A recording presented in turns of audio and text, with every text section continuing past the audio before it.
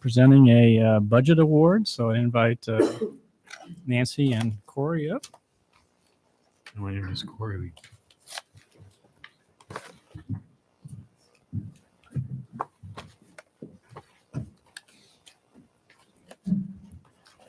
Yeah, I got it. Rachel. Well, this just seems to be kind of an annual affair. But the City of Ames is proud to announce that our 2022-2023 budget has been honored with a Distinguished Budget Presentation Award.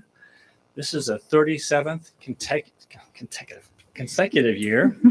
The City of Ames has been honored with the award, and I think for those of us who have gone through the budgets, we can attest that it's just extremely well done. And it's a testament to all the work Nancy's put in, and Corey, your predecessor, and I'm sure you're going to continue that same on the same vein. Approximately 1,700 cities, counties, and school districts in the United States and Canada annually receive the award. But for budgets submitted for 2021-2022, only 11 cities and 3 counties in Iowa receive the award, and we are one of them. And so I want to extend my heartiest congratulations.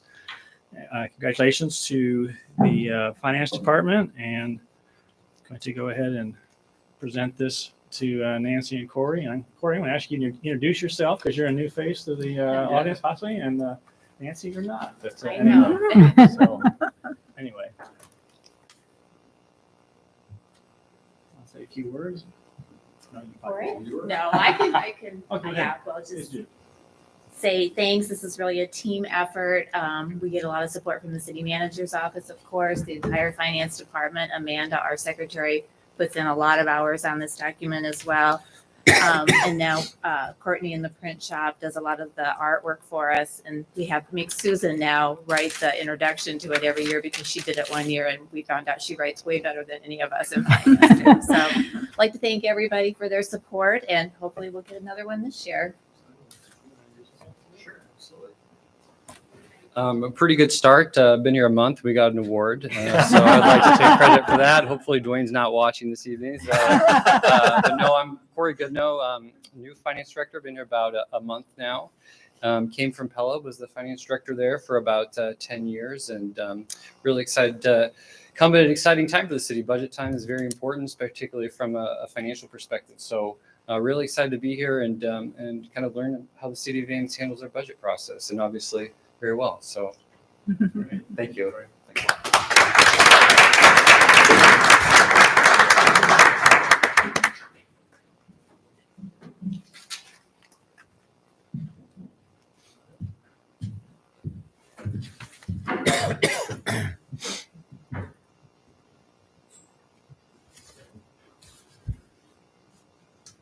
All right, gonna move on to consent. Council, does anyone wish to pull any item tonight from consent? Mayor, I'd like to pull item 20. Second. All right. Any other item? And by the way, we are working from an amended agenda. There was some change in the verbiage to item number 13. And also we added at the very end of the agenda closed session. So. All right, with that, I entertain a motion to approve consent less item 20. So moved. Second. Thank you. Roll call. Aye. Aye. Aye. Aye. Aye. Aye.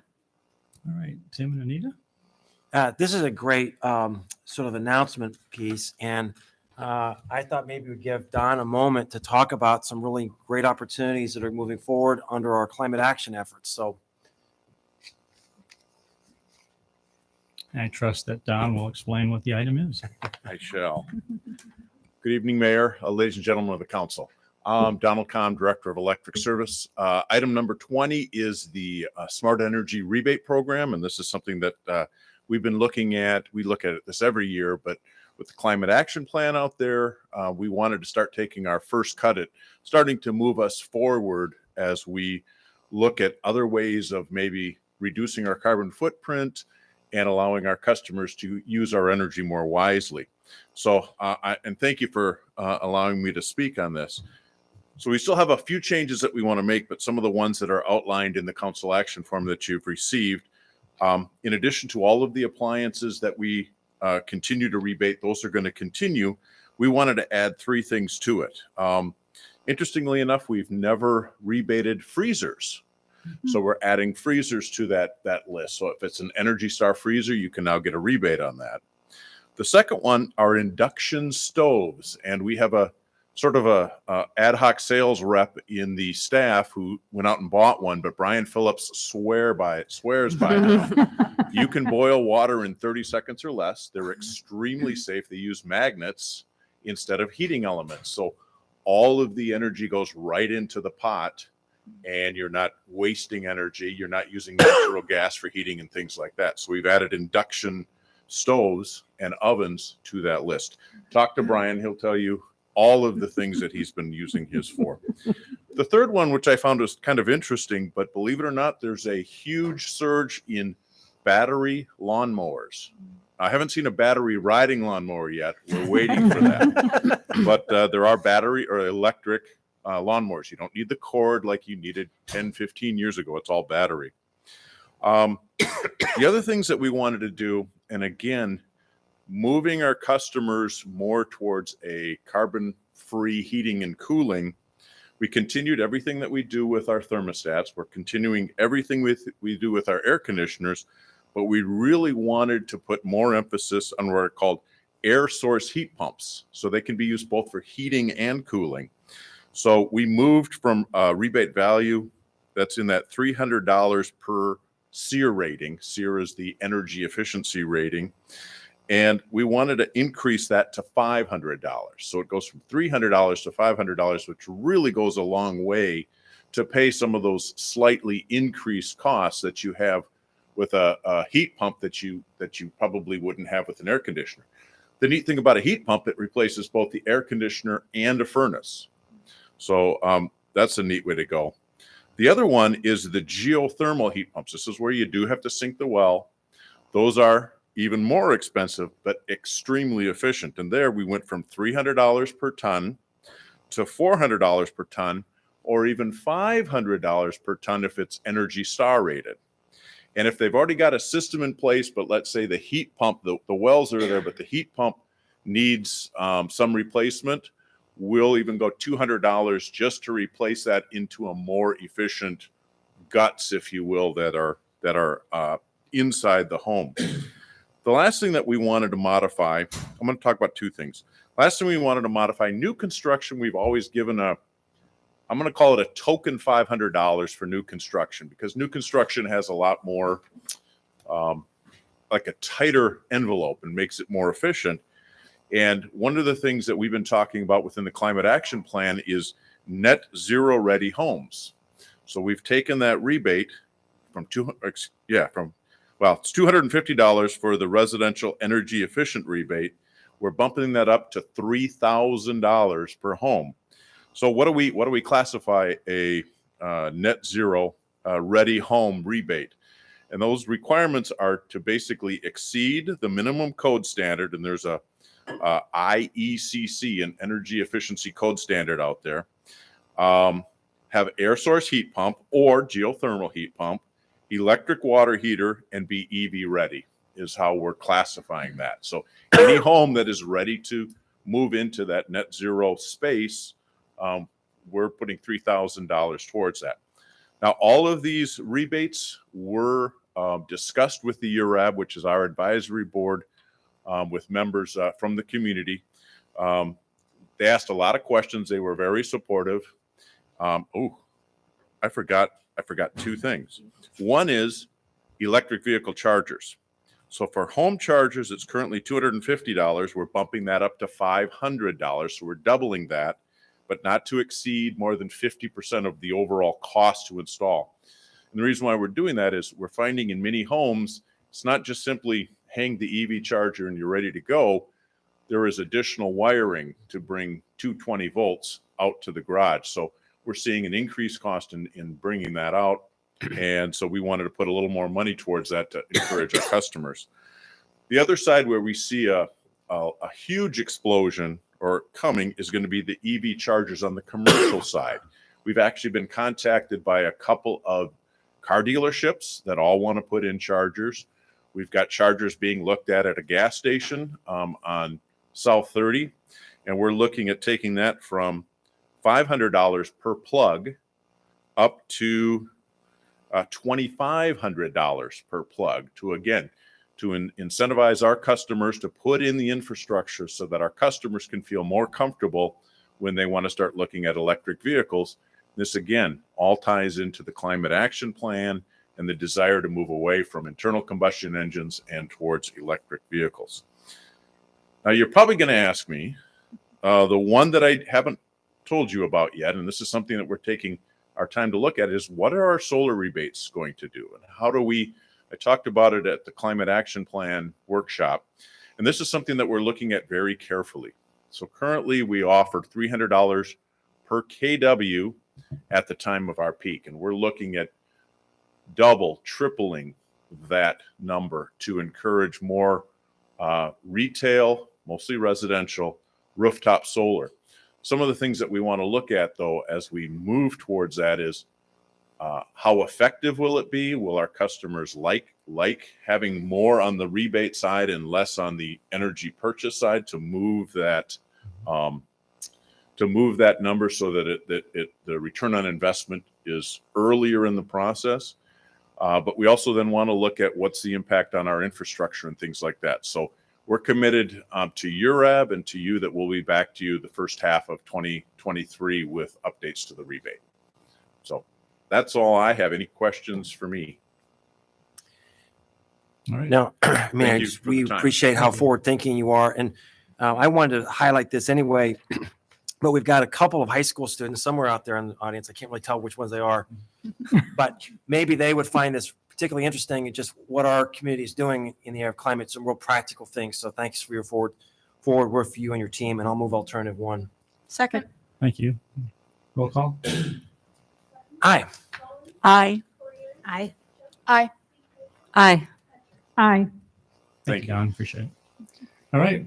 We'll move on to public forums. This is a time we set aside for comments from the public on topics of city business other than those listed on the agenda. And we would ask that people limit their comments to 3 minutes or less. Is there anyone who wants to address council tonight?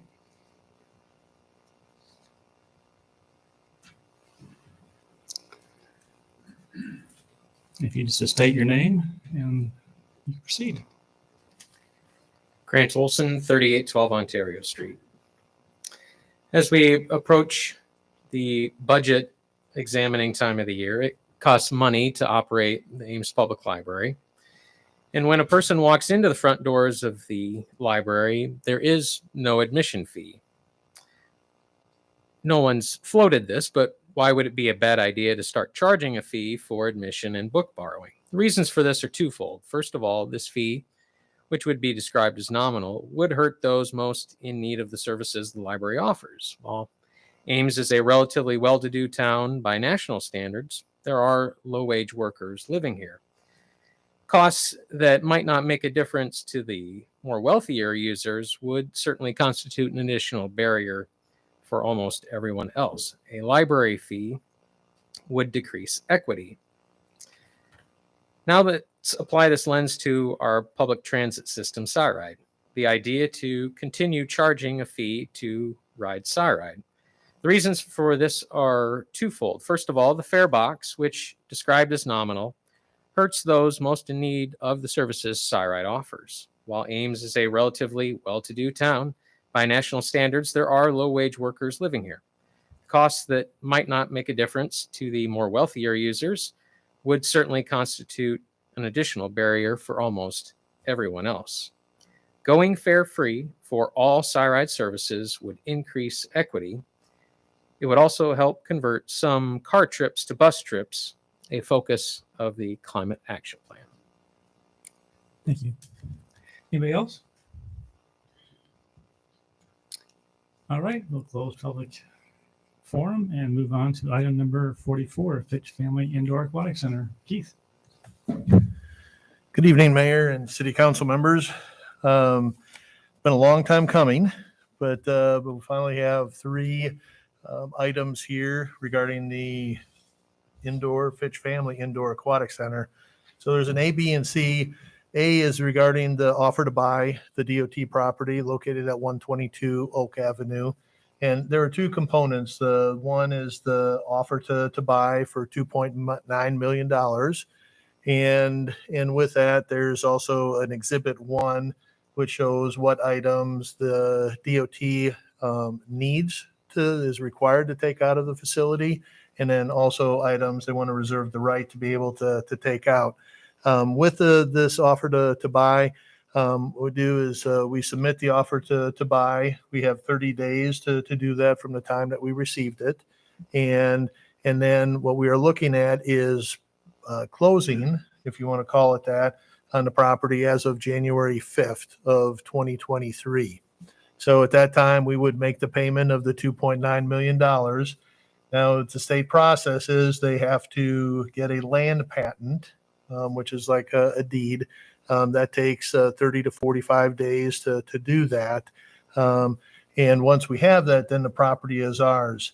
One of the second component of that offer to buy packet is the mutual benefit lease or sales lease, which with this is that part of it is we wanted to make sure that once January 5th came around, even though we don't have the patent, if we wanted to go on the property, do things, be able to treat the property as it is our own, we were able to do that. So the mutual benefit sales lease is kind of an interim lease until we get the land patent, and then officially the property is ours. So that's the first piece. There are two components to the CAF. There is an A and a B. One is to approve the offer to buy, and the second one, or B, is to approve the mutual benefit lease. In talking with Mark Lambert, the city attorney, could do that all in one motion if city council preferred to do that. So that's the first item.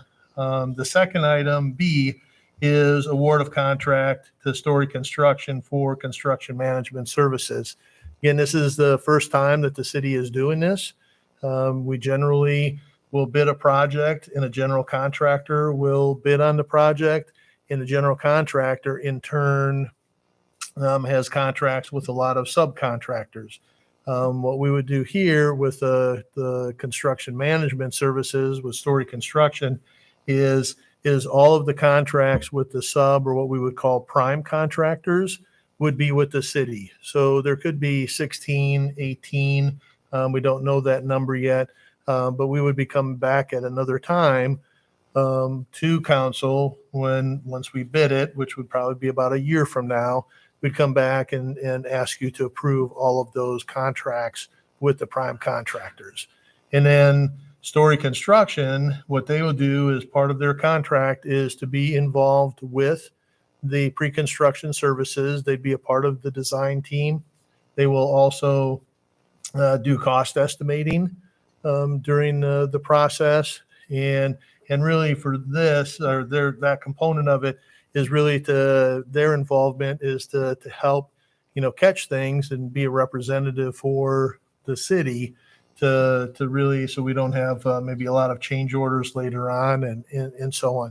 And then the main component is actually once we start construction, they would be on site all the time and managing the prime contractors and making sure that the building is built to the plans and specifications that are from the architect. So with this, the number, for this contract, staff is recommending alternative number 1, which is to award a contract to Story Construction, in the amount of $1,392,229. And then the third piece is the award of contract to RDG Planning and Design for architectural services for the Fitch Family Indoor Aquatic Center.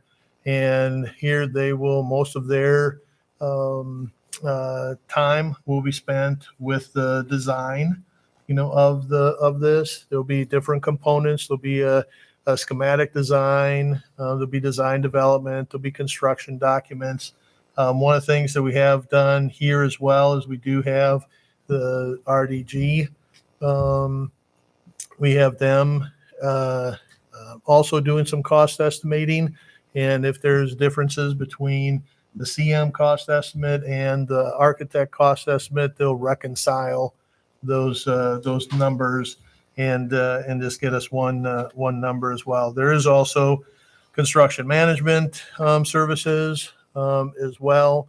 So they'll be there. They'll answer questions of the prime contractors. If there are the submittals and drawings from the prime contractors, they'll review those also, make sure that that everything is in line with what we want. Part of the design also is we have had conversation with them already in regards to designing the most energy efficient building that we can. They are, as part of their basic services, going to design for solar, and then we don't know yet from the DNR regarding if we can do geothermal. If we do, we'll come back with a change order to for that. It'd be $20,000 to design that aspect, and then for the solar part of it, there would be another $14,400 if we want them to actually design what goes up on the roof, at this time. So those would be extra services if we choose to do that right now. But with them, with the cost of this, it's $1,783,850. So those are the three items. I would entertain any questions that you may have. Keith, does the removal of the ICN fiber occur before the walkthrough on January 4th, or is that a separate item given the weather? And Yeah.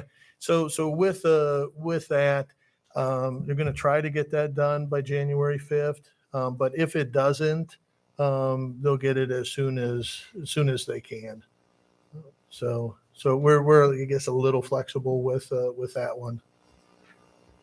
Keith, in our last discussion before the public, we had talked about the possibility of having discussions with the DOT as far as whether there might be another appraisal and whether they'd be willing to bring down their purchase price given what is going to be an anticipated, I don't know, I think, Steve, you said $1 million of potential, at least we're budgeting that, We're budgeting that. of soil remediation due to the contaminated soils. Could you just sort of update us and the public about how those conversations with the DOT went? Yeah, so there were multiple conversations that we had with the DOT regarding the appraisal estimate or the appraisal of $2.9 million. We did have conversation about could we get a second appraisal, and with that second appraisal, if it came in higher, we still just pay the 2.9. Or if it came in lower, we'd pay the lower of the two. We had that conversation, and that was something that the DOT responded with they could not do. We did have conversation also about reimbursement for mitigation with whatever we have to do. And we budgeted right now, we have $1 million budgeted for mitigation and remediation. We don't know if it's going to be less than that. We're hoping it will be less because that will free up some money to do some other things such as the walking area and the multi-purpose space. But it could be more than that too. And so any of our conversations that we had regarding changing that appraisal price went nowhere. So that's why we're still at the 2.9 million. So I'm not going to relitigate all this stuff. We've had so many of these meetings on this, but as we move towards tonight's vote, I'll express just my frustration that in this process, we in good faith tried to buy this property, and then in our due diligence, we discover the soil is contaminated, And we bring this to the attention of the Department of Transportation, hoping that they would take ownership of this and remediate the soil, or at least negotiate on the price, given the fact that they're going to shift that burden to us. And tonight we are here in a situation where they've done neither. They've offered neither to remediate that soil, nor have they offered to negotiate on the price. So that joy of cleaning that up is being foisted upon the taxpayers of Ames. And this council member is very disappointed that another branch of government thinks it's appropriate to conduct itself in this manner. No individual would possibly get away with this, and yet our state does. It's a very sad day. And then, has there been any other work done on the soils? Is everything sort of status quo from our last report? Is there any other reports to the council? No. From what we shared with you prior to looking at alternative sites, there has been no additional work. We will be working with the DNR, just regarding to get a final answer on whether we can do geothermal or not, because their concern was contamination moving vertical, into the aquifer. That was their main concern. But we have not done, the work that we did do, the samples that we have done, really gave us a pretty good idea of where it is. We most likely, once we get into design, we may have to do a couple of additional soil borings just to make sure that where the building is going to sit, there aren't any additional issues. What we've received so far, we should be okay, but we may have to do that. But we have not done anything else with soil since the last report to council.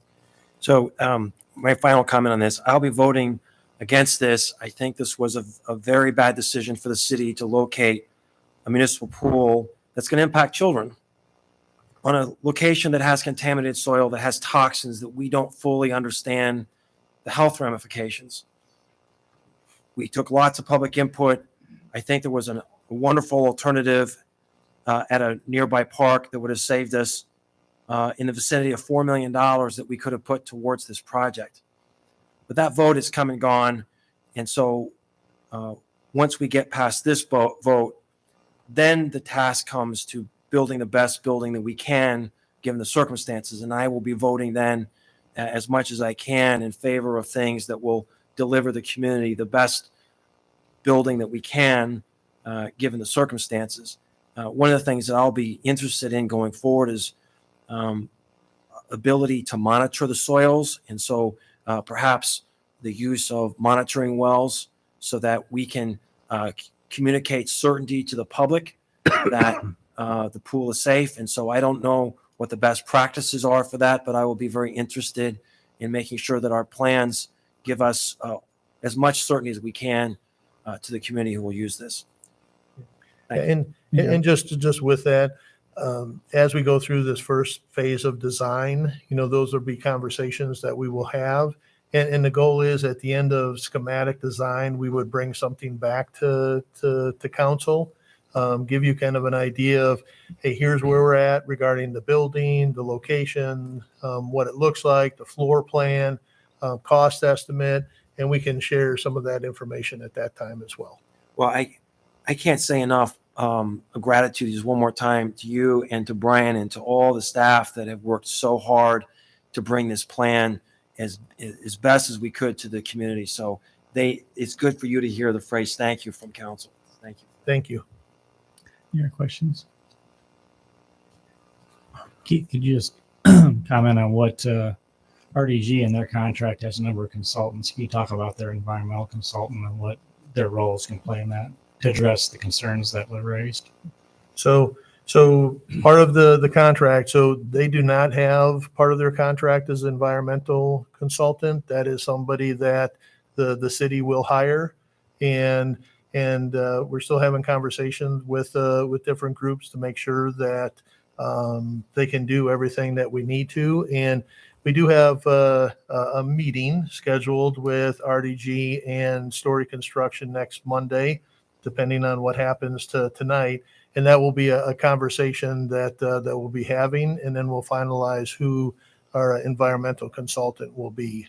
But they will do a lot of the things that we talked about. They'll be helping, with testing soil as construction is going on, what type of remediation or mitigation, vapor mitigation system, monitoring wells. They'll be providing, us feedback on what we should be doing in those areas. And they'll be working for us, not for the consultant. Correct. So the point is that we can be insisting on the responsibility and we can ask them questions. Yep. All right, I'll open up public input. Does anyone wants to give any comments on any of these three items, the purchase of the property, or the contracts with Story Construction for construction management, or RDG for design services? Seeing none, we'll close public comment. We'll take these as 44A, B, and C. Is there a motion on 44A? And I would entertain a motion on either alternative 1A and B or alternative 2. I would move alternative 1A and B. Thank you. Is there a second? Second. Any further discussion? Roll call. Aye. Aye. Aye. Aye. Nay. All right, moving on to item number 44B, resolution awarding contract to Story Construction for construction management services in the amount of $1,392,229. Is there a motion? So moved. Second. Any further discussion? Roll call. Aye. Aye. Aye. Aye. Aye. And item 44C, resolution awarding contract to RDG Planning and Design of Des Moines, Iowa for architectural services in the amount not to exceed $1,783,850. Is there a motion? So moved. Second. Thank you. Roll call. Aye. Aye. Aye. Aye. Aye. Aye. Thank you. Keith, you want to just comment on, just for the council and public's information, what's the schedule, what the next steps are, and what could be anticipated? So we're looking at, like I said, we have a meeting to kick off the design team on Monday. RDG will start working on the design. There are some questions that we're going to be answering. We have had questions in regards to regenerative media filters versus traditional sand filters, saltwater disinfection versus chlorine disinfection. So we'll have all that part of the schematic design. We should, hopefully, towards the end of January, February, we should be able to bring something back. Design will pretty much take a good portion of 2023. The idea is to get bid documents out in November with them coming back in December and hopefully award a contract in January of 2024. January through March of 2024, we would look at the demolition of the buildings that are currently on that site. April of 24, we would start construction and hopefully have a grand opening sometime, fall. I'm going to say October, November of 2025. So is what we're looking at. So we will keep council abreast of items, and there will be things that will need to come. Like I said, the next time we come before you, most likely will be with a schematic design and give you an update on where we're at, what we're looking at, and cost estimates. Very good. Thank you. Thank you. Have a great night. All right, move on to item number 45, 321 State Avenue Baker Subdivision, LIHTC RFP review.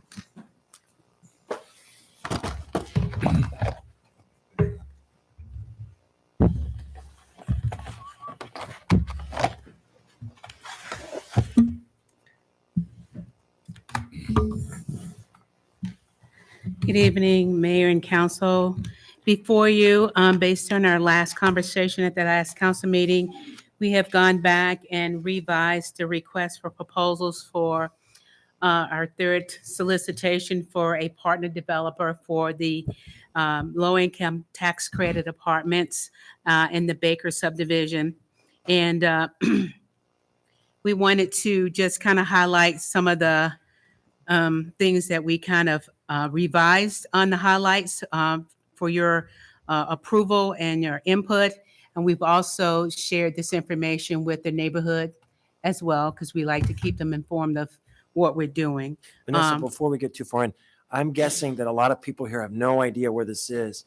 Could you tell us where this is? Certainly, this is located out on 321 State Avenue. It is the former site of the old Ames Middle School, Thanks. and it's on the south side of the subdivision. Okay, before we had gone out before the 4% tax credit, and our one proposal indicated that it was way outside of the budget that we could afford to pursue the 4% tax credit. During that round, we did get a lot of input from interested developers that we should come back and pursue looking at the 9% credit. So that is the proposal before you, is to pursue 9%. And the zoning itself, the density, we can have up to 50 units. We just kind of put that as the maximum that we could have, not saying that that's what we would be looking for, but the minimum we're looking at is 30 dwelling units. We also are continuing to look at the eligible types of units. From the beginning, we had stated as part of this development that we wanted to serve single families, families with children, because that was the need that has been indicated in our consolidated plan. And so we did lay out the eligible activities that you see before you tonight. Also, one of the issues that we always have questions about with developers is the rezoning. So we're going to go ahead and take the initiative and get that rezoning in place so that developers won't have to ask that question, because that would have to be taken care of prior to the a proposal going to IFA. And also, we're looking at requiring a minimum of 10% of the units be 4 bedrooms, not to exceed 6, unless there's a market study that indicates more of that. In our previous proposal, it was a lot more 4-bedroom units than we thought we could identify in the community. IFA will require a market study as part of the submittal. So if it indicates more than 4 bedrooms, we're giving ourselves some leeway to do that. Other than that, we want to limit the number of 4 bedrooms. We also are continuing to include that 10% of the units be set aside for specifically Section 8 voucher holders. That's we're keeping, and still think that's a very important component of the program, so that we can assist families that are at 30% or less of our median income. And so, of course, we would lay out the terms and the transfer of the land to the proposed developer once we see proposals. And we're kind of set out our time frame. I think applications this year are due the IFA on or before April 19th. I believe that's the date. And so we're kind of backing from that date, since it's going to be January here soon. And so we will be looking at getting the RFP out hopefully next week. And because of the holidays, giving some time for the holidays, and then having the applications due in January. We're also proposing to give the land away at no cost, rather than trying to negotiate amount that would be towards what we're doing. It's just easier to just offer it at no cost. What? Steve, stop that. Also, we're going to continue to provide $1.8 million of our home dollars that we have set aside to address this issue, to get some multifamily housing in. And of course, we have a criteria set up to look at the experience, the design, the property management experience. And so we're going to continue with our experience committee from planning, city attorney's office, public works, electric, and the purchasing division. And so that kind of covers the big issues of the RSP that we feel like has been changed since we came to the 4%. And I can entertain any questions that you may have from there. Kelly, unless you have something you want to add. Questions for Vanessa? Vanessa, in talking to the developers who indicated there might be some interest in the 9% tax credit option, were those people who actually deal with Section 8 housing? Do you know? I believe some of them had experience with having vouchers in their units, but not necessarily setting aside a specific number of units, but they were familiar with the Section 8 voucher program. Other questions? Vanessa, we've talked a little bit about the amount of subsidy that as a city we would be putting towards these affordable units. And so maybe it's a little bit difficult today because we're not looking at the actual proposals coming in. But can you give us even a general range of what the city would be putting towards each unit of affordable housing? Is that even a possible thing to quantify? Sure. But you figure the $1.8 million divided by a projected number of units. What do you think? That's So what we're the talking about. but the home, I mean the home funds could be spent on anything. They're not local dollars, they're federal dollars. So the only local dollars in the project is our home match funds, which we've No, he was just saying how much per unit would all of our subsidies. but as city money, yeah, it's Are these all everybody or just city money? you're talking about federal money or city Just the whole city project. funds. Yeah, I mean, I think it'd be valuable to see how both play into it. So even though these are not Ames tax dollars, they're federal dollars, but we're still stewarding those dollars. So I think it'd be helpful to sort of understand as we look at that, we value affordable housing. It's one of our values and goals. But at some point, we have to ask the question, is what we're spending per unit, does that exceed that sort of a threshold? And I just want to keep this on the radar screen. It may be that there are other ways in which we should be addressing affordable housing if the subsidy is too much. So can you just give us just sort of a ballpark? I'm supportive of what we're doing tonight. I just think it's helpful for transparency to understand the level of subsidy. I mean it's between, if you're looking at the 1.8 million of home funds, it's between 60 and 38,000 dollars a unit, depending on how many units there are. For that contribution, you're getting a 30-year commitment to affordable housing. And those dollars, as described in the RFP, are going to lower income units than the maximum allowed in the LIHTC program. So I don't think we can give you a full answer tonight. We'll know that when we evaluate a proposal, but that's what we're looking at as the $1.8 million. It could be as much as 60 per unit. Yeah, based on a minimum development of If 30 it's units. 30 units, it'd be 60,000. Now you also have to look at what was the infrastructure cost. If you want to factor that in, that's not even the infrastructure. Yeah, so I think that So- absolutely should be Yeah, factored so what in. do we have for infrastructure costs for the whole subdivision? Just over 2 million. Yeah, I'd have to go back and confirm it, but I think it's. Now that's for single family homes. That would be for 30 rental units or it's for everything No, you see you- on the Everything. screen. and how many single family were there going to be? I forgot. 26. 26. So maybe 56 units. Some are single families. So 56 into the $2 million. But then some of those are market rate. We're going to get reimbursed at the time those lots are sold, so they're not being directly subsidized. So it's probably a little tough tonight to tell you exactly that breakdown. So yeah, and I don't want to pin you down on numbers, but at some point when the RFP comes back, maybe at that time you could give us a little more of a breakdown on the subsidies. Sure. Yes. Thanks. Because we'll have the full numbers of infrastructure plus proposals. We can be a little bit more accurate. Yeah, thanks. Other questions?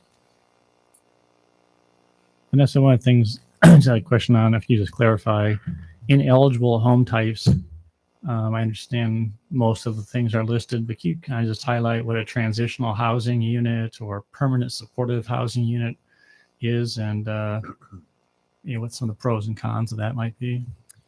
What transitional housing units and homeless shelters and permanent supportive housing are for families that are in transition, like from homelessness, and they need a transition place to stay before they go into permanent housing. And so this would be kind of like pass-through units from them until they get their wraparound services to move on. Permanent supportive housing is similar, except they would have be going into permanent housing with wraparound services. That would be where the homeless facility would contract with the landlord to say, if you allow us to rent these units, we will provide the subsidy and the wraparound services for those families to live in those units.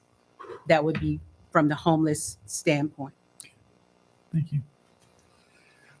All right, seeing that there's no additional questions from council right now, I'll open up public comment. Is there anyone that wants to address council on this particular topic tonight? Andrew?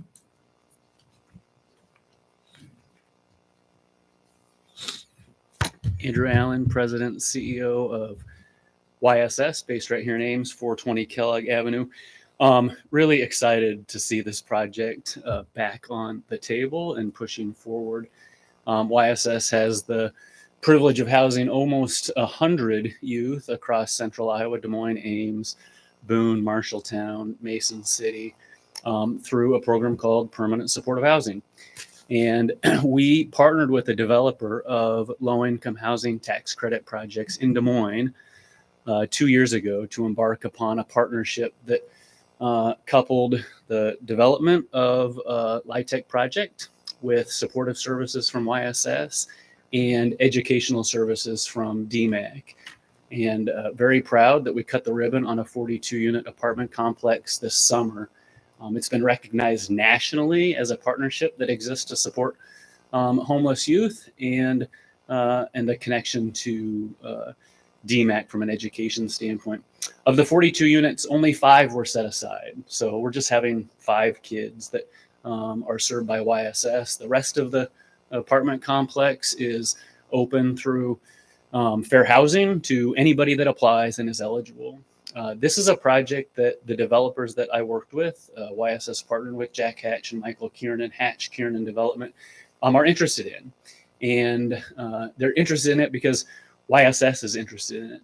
And YSS would be interested in it if it included permanent supportive housing. So I'm here to ask the council to amend the RFP to allow permanent supportive housing. And how many units would there be? I think that the 10% set aside makes sense to me. So if it were, 42 units, it'd be 5. Or if it was something less than that, it would be less than that. Again, YSS currently is housing 17 youth right here in Ames in permanent supportive housing. We've got some ARPA funds to grow that by about 7 annually. And the need continues to exist here. You don't see homelessness every time you look around the corner, but part of that's because you've got organizations like YSS and the Bridge Home ensuring that individuals and families are housed. And can you explain just what the age range might be and what kind of services are provided on site? Yeah, you bet. A good example would be kids who've aged out of foster care. YSS has a contract to provide supportive services for up to 5 years for every youth in the state of Iowa that ages out of foster care. So they've got funding in place for housing. They generally meet the requirements for affordable housing.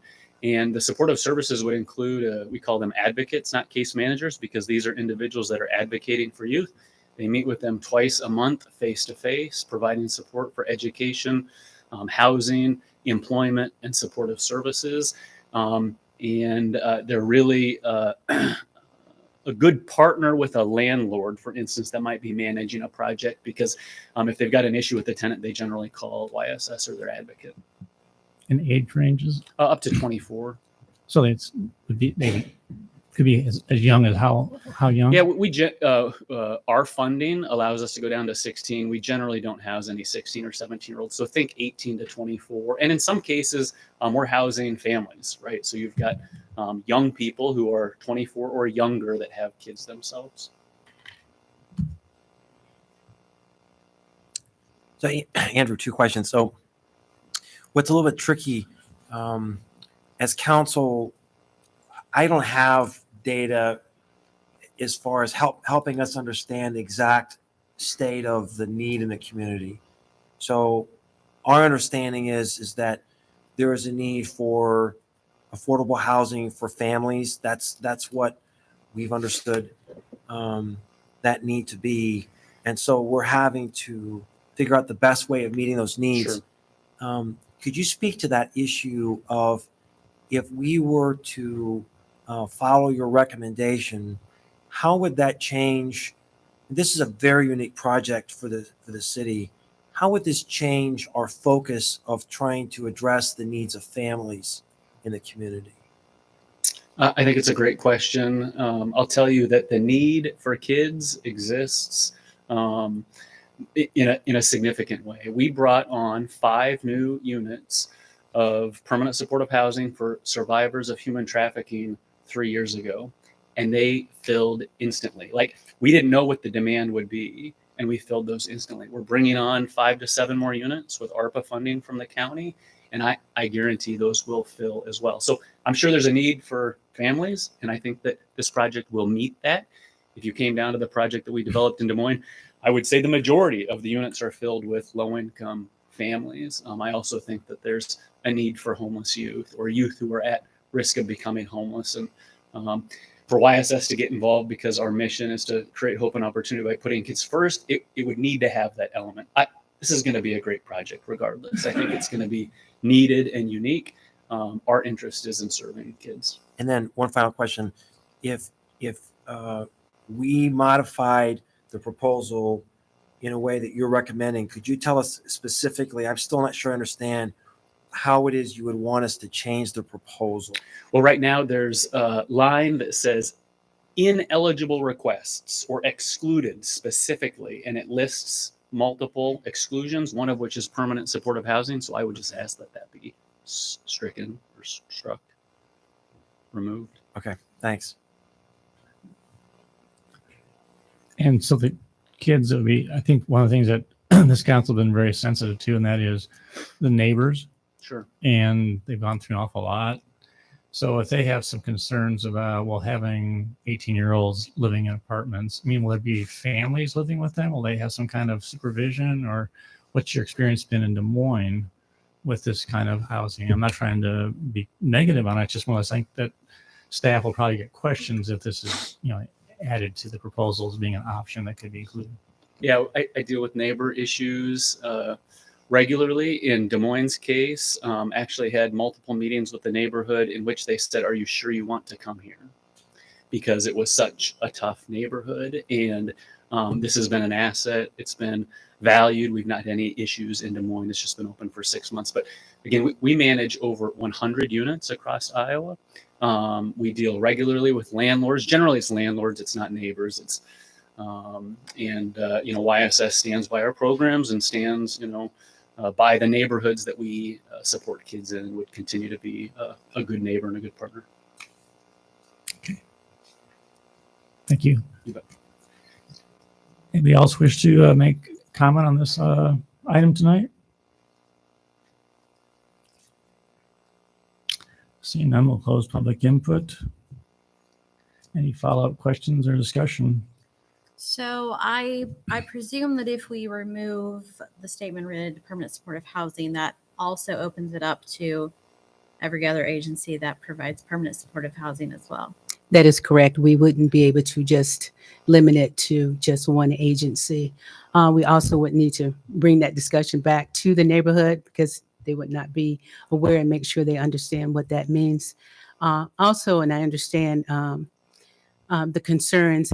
That's why we're also rolling out next month our $1.2 million ARPA funds, which is specifically geared towards this type of housing for youth and domestic violence and all of those issues that we'll be using to provide permanent supportive housing, non-congregate housing as well. And so just wanting you to be aware of that.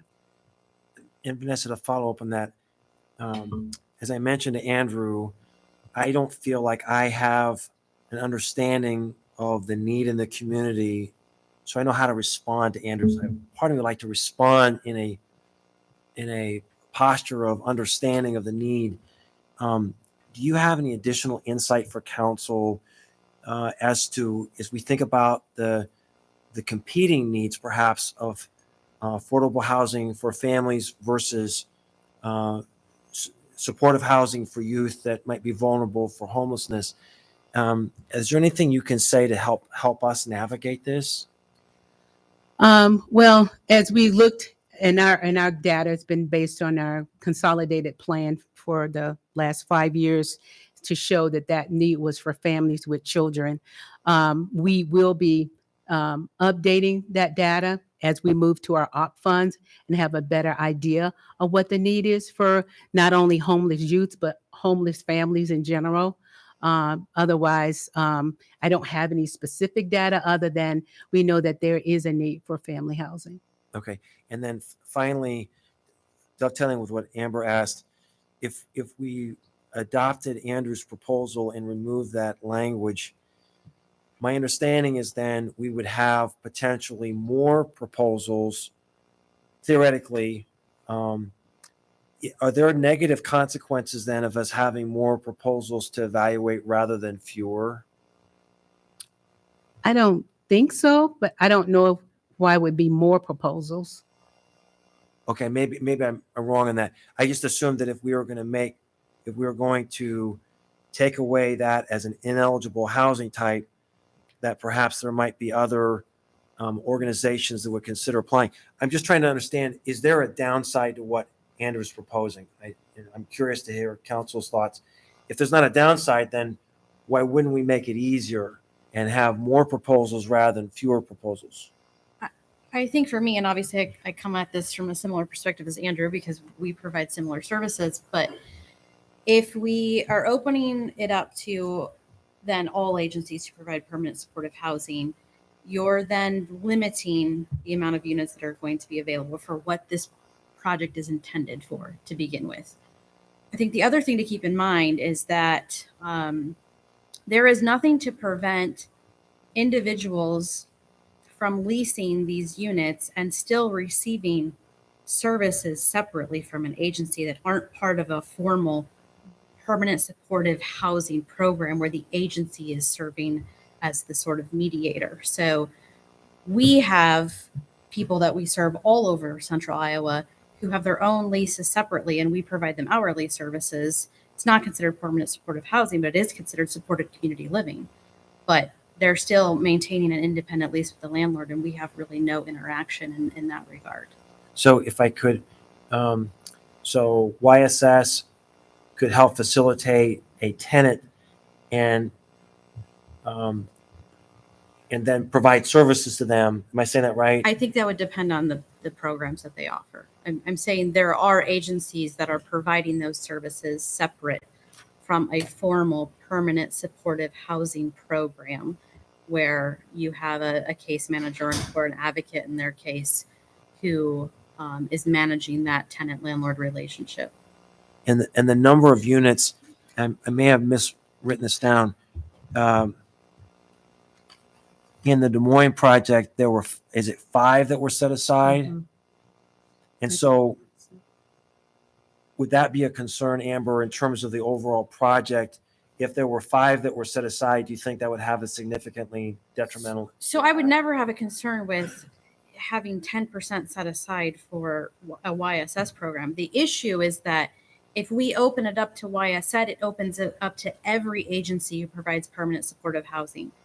So I don't know how we would then determine, well, YSS gets 5 units and this agency gets 5 units. And then we start to take away the entire intent of the project that we started with. I mean, it would pretty much require a tight partnership like what they did in Des Moines with a developer. It couldn't just be one agency trying to develop this on their own.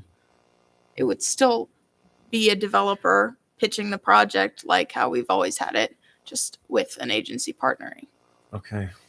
Yeah, to kind of clear that up maybe a little bit, it will have to be a partnership. It'll be a developer with an identified agency. It's not a developer that's going to go find agencies later to fill units. I don't think IFA allows for that. They have to, I believe, pre-qualify your partnerships with this kind of, to ensure that you're actually doing the services that you say you're going to do.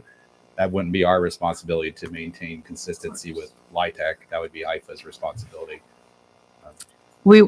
If we did the 10% set aside, then is it 10% per agency, or is 10% and then each agency gets part of that because you open it up? to all the other I'm a little agencies. confused. Why, if you had a developer coming in and the RFP said it would limit it to no more than 10% of the total units, period, regardless of how many agencies, wouldn't that be a control mechanism that would say there's no more than 4 or 5 units? That would be, I see what you're saying, that you all of a sudden could have all those multiple agencies, but I don't know how that mechanism works, but it sounds like in Des Moines, that's the way it's working with a similar type of program. So, Well, and do I understand correctly that other funds are coming that could meet needs of the populations that we're talking about, without taking away from the intent of what was to be done at Baker subdivision? Some other additional funds are coming that would address those permanent housing needs. Yes, we got $1.2 million of home op funds that are specifically geared for this population and these types of programs that we're needing to get out the door. So they could help finance units for the homeless youth or any other of the agencies that can identify and show that they have that need in the community. There is a definitely process of being able to show the benefit is needed in the community for home op. But if and like Andrew's saying, they can fill them and they can show the data, then they could be one of those agencies that could apply for the specifically $1.2 million of our home op money. That's certainly a game changer for us if we're looking at this project, but we think that there's another project coming. I'm always just nervous about putting too many eggs on a future project. Would you anticipate it being a construction project, or what would you anticipate that other project to be? For home op, we have the opportunity to do new construction, rehab, acquisition. It's have a variety of uses for those populations. Okay. They Thanks. call them qualifying populations. You're going to hear a lot more about it in the next coming weeks. Okay. any other questions or comments? I think it's just super important to serve the families that had already been identified, that population that's already been identified as having need, and staying on track with that. So that's my comment. Okay. All right, so staff is looking for a motion on how to proceed with this RFP, either as it's presented or with any kind of modifications to it that council would so see.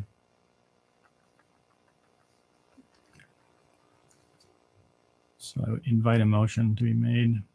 There's also a alternative 1, 2, or 3 in our packet that you could move. I move alternative 1 that council approve proceeding with the RFP with the 9% LIHTC units in Baker subdivision. Second. And just as a point of clarification, that's as included, which includes the exclusion or ineligible home types. Is that correct? Yes. Okay. Discussion? I mean, so I'm going to be supporting this, but I appreciate, Andrew, you coming tonight. You're bringing an issue before us. It's important. And the challenge that council has is trying to fit in. We have this potential opportunity to meet a need. Is this the right context for doing that? And I'm sort of been counting on the opportunities later on that are coming up soon that we can help address that. And I would encourage you, if there are some statistics that will help to educate the council about the level of need on the community, I know we would love to have a better understanding of that. So I appreciate your comments and bringing this to attention. I think it was very valuable tonight. All right. Those in favor of the motion, please say aye. Aye. Any opposed or abstaining? Motion carried. Anything else you need from us, Vanessa? No, thank you. Thank you. All right, move on to item number 46, budget issues and guidelines. Wait, this is the fun stuff. No? Yeah, I had to put in on a note. Is that a requirement? Well, this is the time of year we come before council before we move into finalizing the budget recommendation and CIP recommendations, then we try to touch base with the city council. You've gotten feedback from the citizen satisfaction survey. Maybe you've talked to a number of constituents yourself. We want to give you, we've started preparing the budget, and there's some issues that have popped up we want to warn you about, so you're not surprised. And then maybe if there's some strong feelings about items you'd like to see in the budget, we'd like to know now, not after we spend a couple more months. We have a balanced budget. We come before you. We have to find out that you'd like us to cut many dollars out of the budget and reprioritize. So the most important thing we want to ask you to do tonight that'll help will to give Deb some direction for human service agencies and Brian for CODA and the outside funding, total amounts of money that you want to offer the groups. The individual assignments of our recommendations will come forward later in February. So if it's okay, we'd like to keep this informal. You can interrupt us. We'll move through some big issues that we see coming up and items that will affect this year's budget. So I don't know, let's start. Corey? Yeah, great. I think we'll start just with an overall of the economic conditions of the city. The city surpassed 5.5 billion in valuation for FY23, which is a pretty significant milestone. The city also maintained its AA1 rating through Moody's, and that was confirmed as part of the Series A 2022 GO bond issuance, which is also another positive step in indicating the city's overall financial condition. There are a couple of things, the kind of the overarching conditions of the budget that may be a little bit concerning. Obviously, the city is experiencing inflationary pressures just like the rest of the country. So that will certainly make the budgeting process a little bit more challenging as some of the operating costs, health insurance, risk insurance, and certainly fuel costs, although we've seen a reduction in fuel costs overall, certainly will have an impact on the city's overall budget. Obviously, for the general fund, the city's largest revenue source is property tax.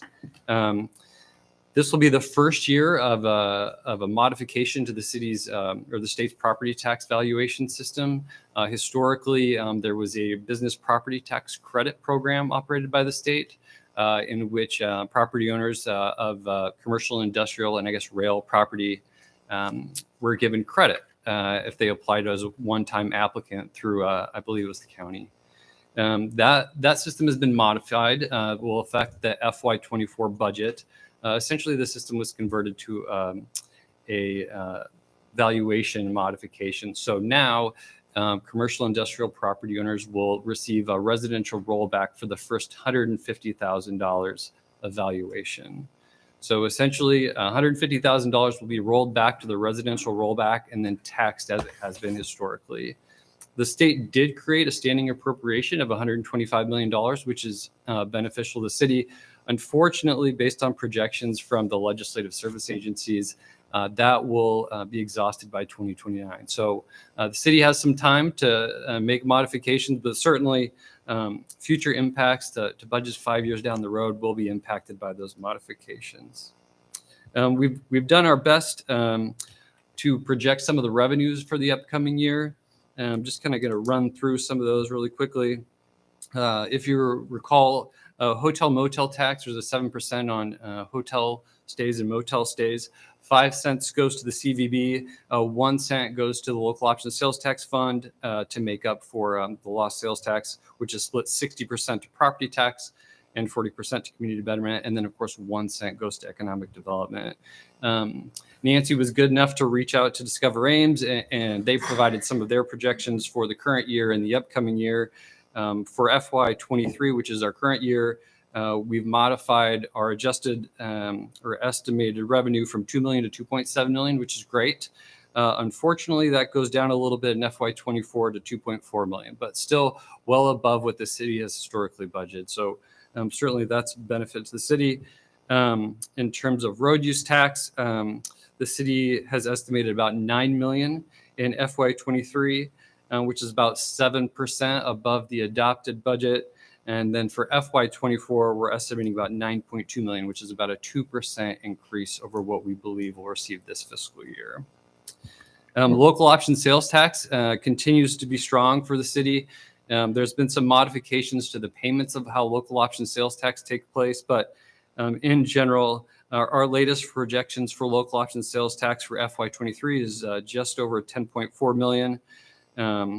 For FY23, we are taking a conservative approach and estimating 10.3 million, which is still, I believe, 5% over the current adopted budget. So conservative approach, but I think that still certainly provides some flexibility. Corey, can I just walk us through how those payments are done now from the state? So the state collects these funds. When someone buys something on Amazon, Amazon collects the tax, it's sent to the state. How does it get from the state to the city coffers? Yeah, the state makes direct monthly payments to the city. Historically, the big modification over the course of the last year is the state would provide an estimate, which was 95% of estimated collection.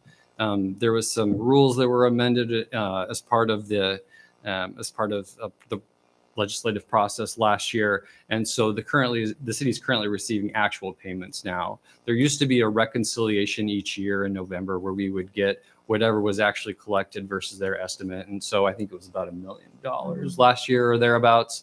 But that's been modified. So yes, they collect the sales tax, they remit it to us monthly, and then I believe it's about a quarter behind if I recall correctly. So Great, thanks. Yep. do you have any questions, Tim? Any more questions? Oh, no. Oh, okay. Corey, before you go further, I just want to mention that Deb and I were on a phone call today. Rumor has it that the state legislature is definitely going to be working on property tax and potentially major property tax reform. And so one of my questions for you, Corey, is that if legislators go ahead and make changes and potentially significant changes, and we're not really sure what those are, but there's rumblings they could be significant. Would that affect the 23-24 fiscal year? In other words, if they did it, let's say in February or March, when we're working on our budget, or would that be essentially delayed for a year? Because it would have a huge impact on how all cities, not just Ames, but all cities are processing. Could you comment on that, or do you know? No, that's a very good question. I think historically we have seen amendments to property tax impact a future fiscal year. So we'd look at fiscal year 24-25. That's not to say that it couldn't impact FY 23-24, but I think precedent has been set that it's been a future fiscal year. Because cities' budgets, as you recall, are required to be completed by March 31st. Right. So That never stopped them before, though. yeah, right. It would be a significant modification, and the city would essentially have to go through the budgeting process again, particularly for the general fund. So Yeah, I just want council to be aware is that this is a very alarming and very disconcerting situation. And the speculation, this is speculation, is this is going to happen very fast and potentially very early in the legislative session. I'm not going to assign motives or why they're trying to accomplish that, but we're certainly going to be, very active, proactive, down at the State House. But if they're bound and determined to do something, they're probably going to accomplish that, especially if they have, as they've strengthened their hand, down there. And I will just add, in addition, local option sales tax is also on the table, and also the 411 system. I mean, it's everything is all on the table. And so I'm not saying that we should modify what our priorities are or change what we have to be mindful of the fact that we could have a very fluid situation. I'm hoping that it's basically a 24-25 situation. But the local option sales tax, they're talking about significant changes to that also. Now they're claiming that we will be made whole and we would still get the amount that we are currently getting, the $10 million, dollars. But I think we've all have heard the word backfill before. We've all heard, well, we're going to make sure that you're made whole. But I just want you to be aware is that we maybe need to be thinking through these different pieces. But with that said, I can't forecast. I can't do a crystal ball. But it's something that is very concerning. I know what you're hearing from the the state finance directors. I don't know, Steve, that they're talking about the city manager's department. But it's no secret. They're loaded for bear, and they're in full hunting season. So we could spend all night on this subject, but it pertains to this. So I can understand conceptually if there was a reduction or elimination of the ability for cities to collect a local option sales tax. So I understand how that piece fits into the puzzle. Could you speak to what you're hearing in terms of changes to the real estate taxes? Because how do we, maybe could you speak to that? Is there anything that you can share with us? No, and the details are very limited. I don't know. Our city assessor is sitting there in the gallery. I don't know if she's heard anything either. If she had any comments on that. Sherry, do you have anything you can add on that? I mean, you probably hear that more so than anybody else, and maybe you have no comment at this point in time. But it's a good question, really good question, Tim, and it is one that's concerning. So what I would say right now is that be conservative, because even though we have increases in value, or Excuse we me, are, everyone knows who. Just I'm for the just for the audience. yeah, Everyone, yeah. Sherry Plaguey, I am the city assessor. Thank you. I would say be conservative, because we don't know exactly what the rollback will do, and that will definitely impact what our levied value is. So we do have an increase in assessments. We are seeing that because sales are up, but that will also have an impact on how much of a rollback we have for the next year. Or assessment limitation is really what it is. It's an assessment limitation. So just because you see values going up does not mean that that assessed value or the levied value is going to be increasing as well. Just be very cognizant of that. It's going to be, like Mayor Hairless said, it's going to be a stretch in the next couple of years. And I do also hear rumblings of a lot of property tax reform again. And that is also because of the values that we're seeing across the state that we see as probably increasing 20 to 25%. So, That answer your question, Tim? but that's 100% value. That is not your rollback value, the value that you actually levy against. So Maybe our friends in Des Moines would have suggestions on how we provide city services. Don't ask them, because they may have an opinion. So, Well, I'm sorry. I'm we're- sorry for being so yeah, cynical, no, but we're the ones bottom who are line is tasked with that providing it's just services to our community. it This is is. how we pay for them. There's talking about alternative revenue sources. What does that look like? It's just, there's a lot at play here, and it's just I don't think you need to be crawling into a hole and pulling a blanket over our head, but I think we need to be aware of the fact that this is something that is coming, and I'll be talking and giving council updates as we're aware of it. But I think in the 5 years of being mayor, I've not seen so much traction already before the legislative session, and so much conversation going on, and it's getting an awful lot of attention from not only cities, but trades, unions, other entities. They're all getting really, and they have different. Some are much in favor of it, and some are not in favor of it. So anyway, sorry, I didn't mean to get in my soapbox. Actually, I did mean to get in my soapbox, but the bottom line is that I think it's just going to have to be a team approach, and we're going to be down there, and I know that others will be down there too, talking about it. No, thank you. I think that's well said. Not to beat a dead horse, but this would be the third year of the elimination of the backfill for the commercial industrial rollback. So what that means to the city of Ames is a loss of roughly $200,000 a year. In 2021, there was a modification or elimination of the rollback based on valuation growth. If a city or community grew more than 34%, 34.14%, the backfill was eliminated over 5 years. If it was less than that, 34.14%, it was 8 years. So over that time, it was a 5-year period. The city of Ames grew about 37%. So we're in the process of seeing that elimination of the backfill, and I think.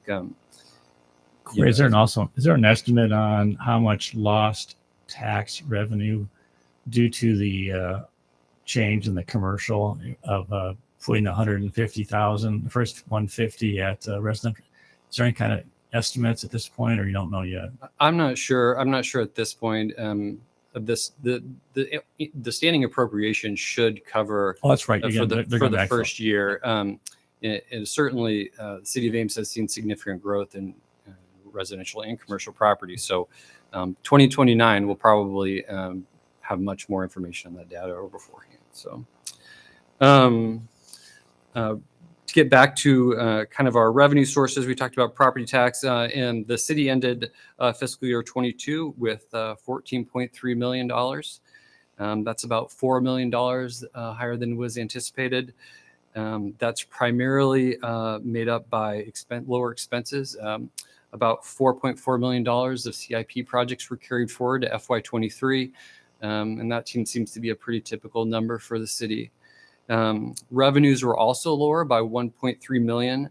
That is primarily made up by a fair market value adjustment. The city holds bonds and receives coupons from primarily federal agencies and treasury bonds. And as you might imagine, the interest rate has skyrocketed as the Fed continues to increase the Fed rate.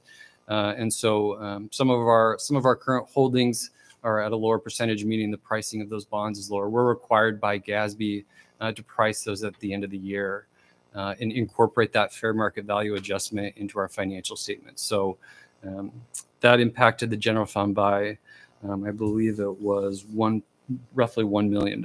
So, but overall, the city's in a very strong financial position. Local option sales tax, as I mentioned, is very strong. As we kind of turn to utility rates, we're projecting an 8% increase in water rates, no increase in wastewater rates. It's my understanding the city of Ames has alternated typically water and wastewater rate increases, which is great. There isn't an expected increase in electric rates, although there may be an energy cost adjustment. And what that means is as the city nears the end of its gas contract in December of 2023, the city will be renegotiating its gas contract. It's my understanding that the city has favorable terms. And while it's going to do its best to negotiate, the new terms beginning in January may not be as favorable, which will result in an adjustment for the residential customer, I guess all customers' rates. We're not expecting any increase or decrease in the resource recovery fee. The tipping fees increased July 1. And obviously there will be a significant impact from the results of the waste energy study. That's a pretty big component of setting rates for both resource recovery and electric. The parking fund is still recovering from COVID-19. Projected parking revenues are still hard to do at this point.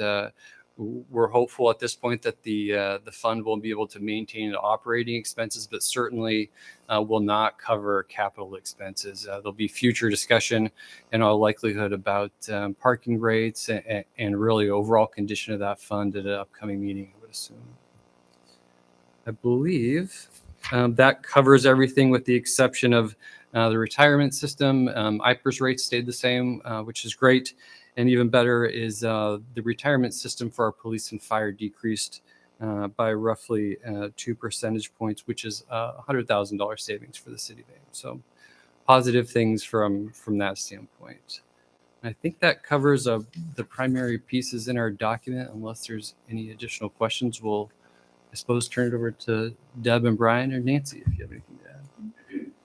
So I have one question, and I don't know if it's for this team here or if it's for Steve.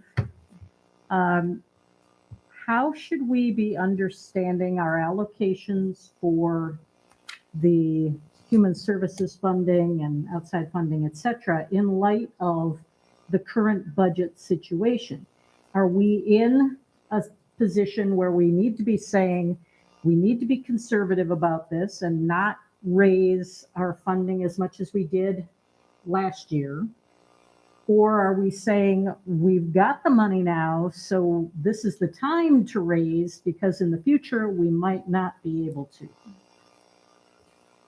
Well, I'm always cautioning you to be conservative as possible. I think we're pushing a little bit our estimate on the local option tax to 5%, but we feel like we can do that because we have available balances. But so we feel that comfortable with you allocating the 5% out. But if you say, oh, we might not have it next year, so let's give 10 or 15%, I get a little nervous about that because if we have a downturn in the future years, I like to have those available balances so we can continue to dole out money, maybe at a lower rate, but not take it all away from them. So I don't think you rush to spend it all this year, but I don't think you have to freeze the budgets either. I think that's why we feel comfortable with the 5%, which is in keeping with the growth of the revenue. Does that make sense? Yeah, well, I know last year we did an 8% increase for human services, which is somewhat above that 5% and somewhat above what we've been doing traditionally. And obviously our requests keep I increasing. think they're large total requests. Um, So I think we feel comfortable with the 5%, but you can certainly do whatever you think's wise on your part.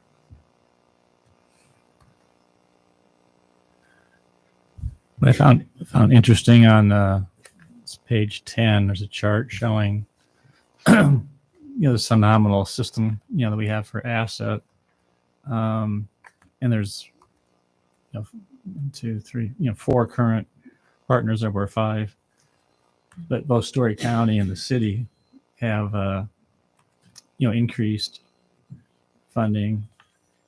Student government last year was about static, but United Way has decreased their contribution. I think it's in part because of maybe their contributions or their fundraising. That's their call.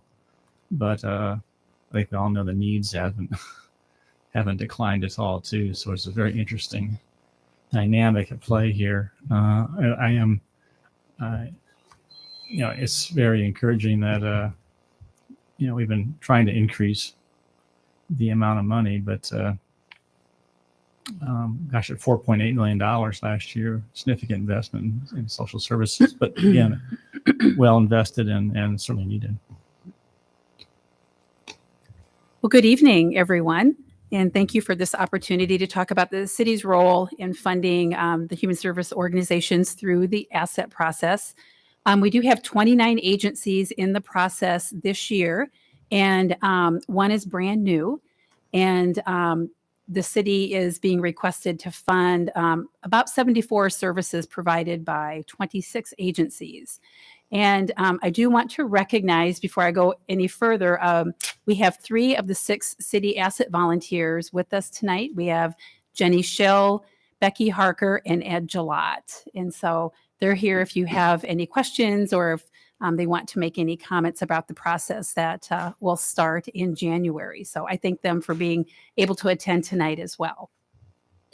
So in June, we had a workshop about the asset priorities and looking at them through a social justice lens, and talked a lot about outcomes, and outcomes are part of the asset process. We use the Clear Impact Scorecard program through United Way to collect information and provide reports on on outcomes that meet funder priorities.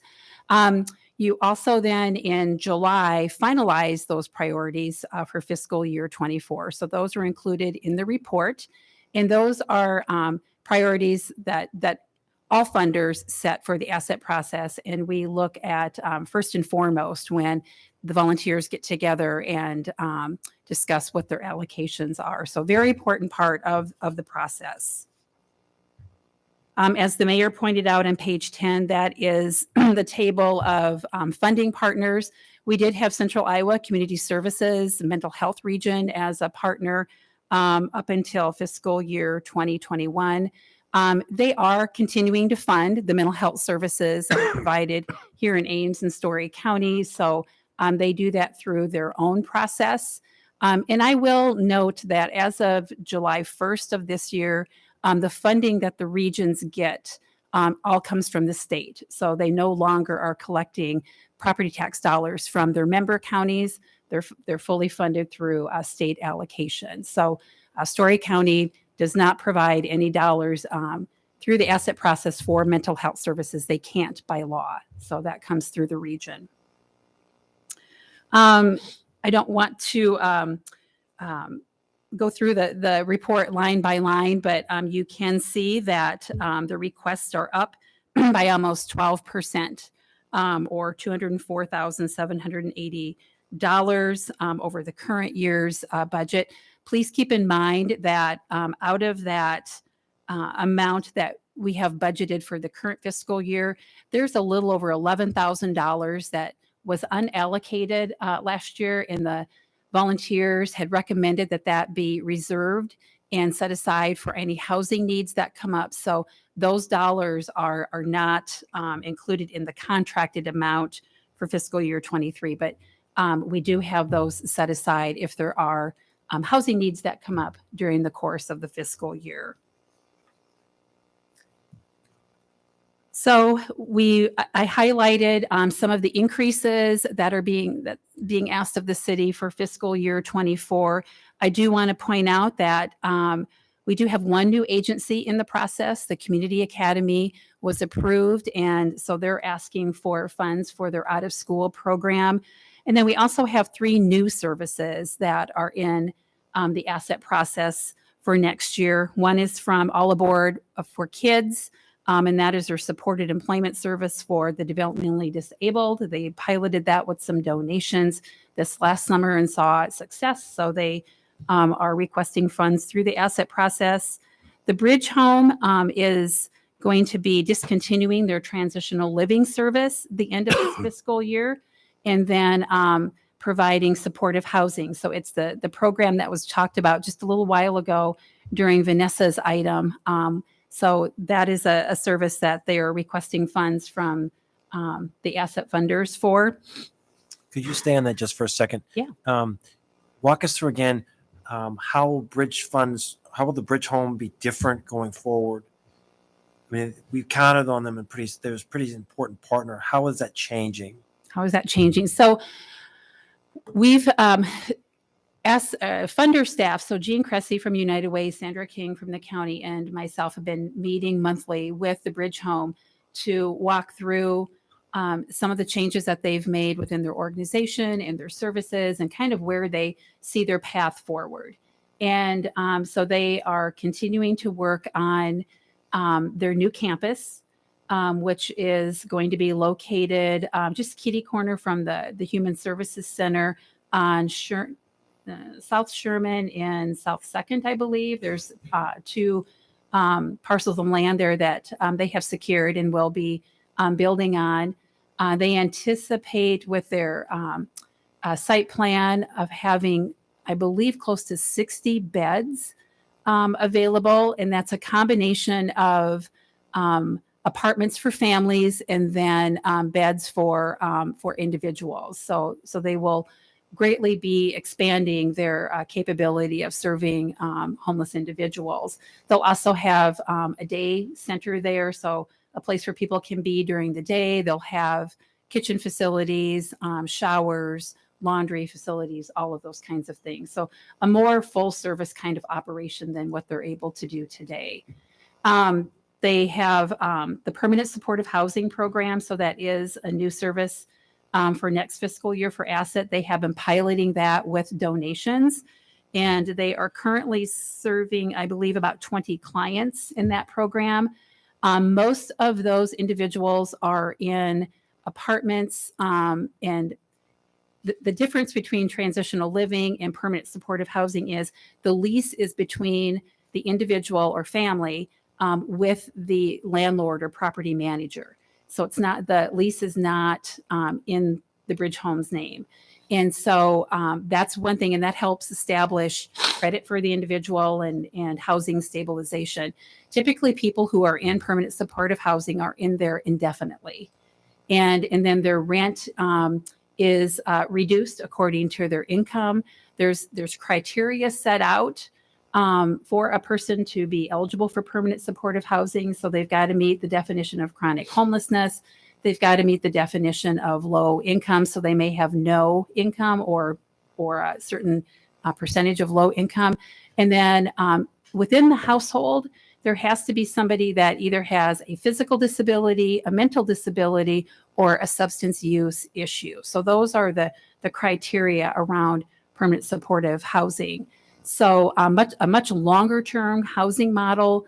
And then while they're in that apartment, they're getting the wraparound services. So they've got somebody who's checking in to make sure the apartment maintenance is up to par. They're getting all of their basic needs met.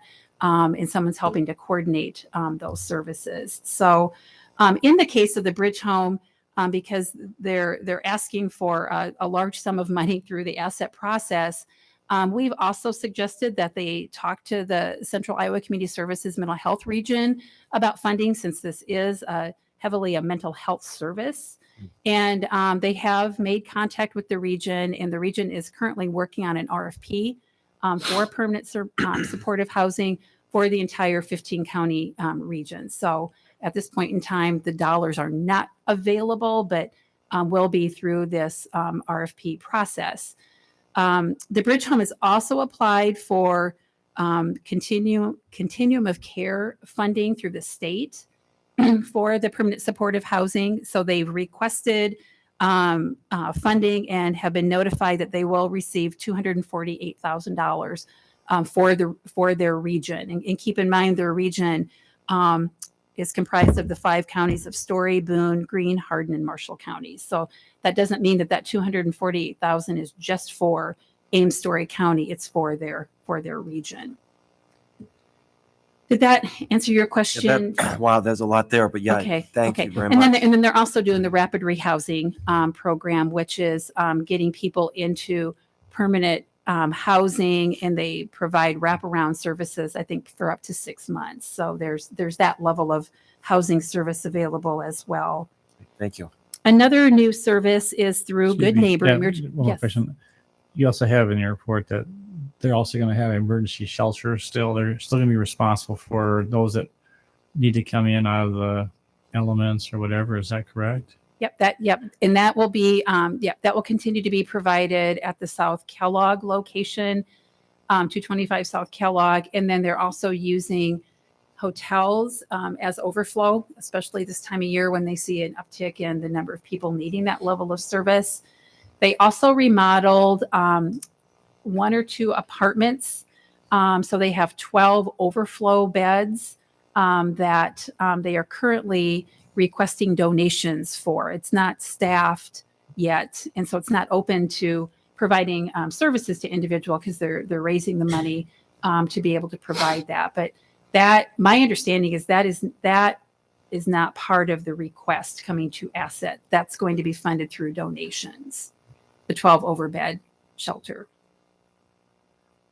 And so you're satisfied that the requested amount, we had some questions before about the data and the documentation and the census numbers. Has that been all rectified? And We continue working through that, want to understand what the referral process is when someone does show up for shelter and how people are being diverted. I know in talking with the police department, they are seeing periodic requests from the Bridge Home to be able to transport people to the intermodal facility for a bus. The shelter may pay for a bus ticket so somebody can be transported to another location for shelter care if there isn't room at the Bridge Home, or if the individual requests to be bused to another location for sheltering. I assume if they end up qualifying for funds through the region, there'll be some additional discussion about double dipping and whether they would be able to continue to access certain city funds for programs, or will that not? So for permanent supportive housing? Yes, possibly. I think so. The concern that Asset has with the request for permanent supportive housing is because that's such a long-term program. Yeah. The philosophy has been, we're trying to serve as many residents as possible with the dollars available and the services that are being provided. And when you start putting your dollars towards services where people are in them for a long time, you're not going to serve as many people. And that whole funding process or funding philosophy fits probably better with the region because they provide funding for those ongoing long-term services, residential care facilities, the group homes, that type of thing. At this point in time, I'm not aware of the Bridge Home requesting funding from another pot of city dollars yet. I know they have expressed interest in the ARPA funds. I just didn't know if the double dipping rules would come into play if they were to get region funding, where then they would be prohibited from requesting. Yep. And I think, Amber, when that concern comes up is when it's Medicaid funded. Yeah. I didn't know if there were other dollars that were coming through the region that might be distributed through. Yep. And that's why we're in close communication with the region as far as what they're doing. And I do think that if there's any part of any service where it's being funded by Medicaid, the agency needs to be very careful about accessing other public dollars. United Way dollars are different because those are donor dollars. But if they're city funds or Walnut County, it doesn't matter, not the county, because they're not funding those mental health services. But the city funds would play a role in that. So we would need to make sure that agencies understood that. Yeah. Yeah. Thank you for bringing that up. And I'm sure that the asset volunteers are going to do this. I was just looking at our priorities. I was just trying to understand how, I mean, this transition, the supportive housing, I think is a great concept. So it's not an issue of the merit of it, but I'm just trying to make sure that it's compatible with the goals that the council has set. And so I'm sure you probably are talking about that already. And so asking for 100 from the city, it'd be $50,000, I think is what it is. 50,000. Mm-hmm. Anyway, so it's just hard when you know this is really a great concept to really help like teach a person how to fish, so to speak, versus giving them a fish, help them really become transitioning into permanent housing. It's just it doesn't seem to be one of the priorities that maybe it should be, but it doesn't seem to be on that list. That's all. Well, and it could overlap too with housing and with mental health services in general. I mean, if someone has a stable place to live, we know then other needs start to fall into place, and then there's maybe less involvement with our fire department, with the police department, those kinds of things. And nationally, permanent supportive housing is recognized as a best practice service. It's been around for a long time. We're just starting to see it enter into the Iowa realm of services. So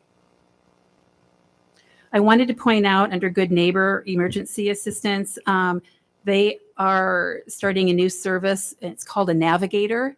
And so they're going to be receiving funds through the county to start this up.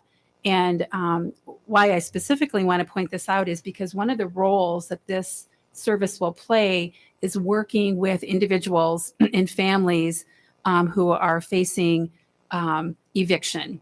And so if you recall through the Campus and Community Commission, one of the things that we talked about with landlord-tenant relations is that when a landlord feels like they have no other recourse, and they need to evict a tenant, they go through the small claims process through the court system, and that just it ties up a lot of time and extra resources. And so, wouldn't it be nice if we had some sort of mediation?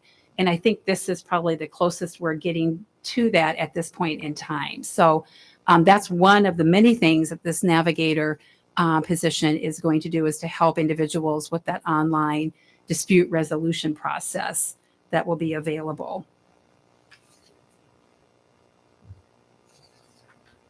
And then just a couple of new requests to the city. The services have been involved in asset, but new requests to the city would be through NAMI, their family and peer education service. They're requesting $1,200 for that. And then the YWCA is requesting for their parent and student support service, $1,870. And this helps the international residents, the students and their families, get acclimated with the community and the resources while they're here. So I think I will stop at that. And we provided a link to the outcomes. And just a note on that, where I would like to see the outcomes reporting go for the city is that we're able to develop our own kind of scorecard. So if you go on the United Way website, way at the bottom, it has health, financial stability, and education. You click on those and it pulls up a pretty comprehensive scorecard, and that reflects United Way's priorities and then the outcomes that are meeting those priorities or the status of those outcomes. I want to get there with the city. It might mean that we have to look internally at some staff time to be able to help with that. But that's kind of where I see the next step with the scorecard reporting in that data. So it's useful for you, it's useful for the volunteers, and of course the agencies. So that's, I think, the next step. So I will stop there and entertain any questions. And we've got the funding options on the top of page 15. Looking for a pot of money, not the individual agency assignments. That'll be done later. I just have a couple of comments, and I'm sure this will be discussed as you guys go into your decision making in January. I think I mentioned it last year, but it remains a concern is capacity to serve for agencies that are requesting large increases and expansion of programs, and whether they have the ability to hire staff to be able to meet those needs. I know it's an ongoing concern for every agency right now. So I think that will remain an issue that probably needs to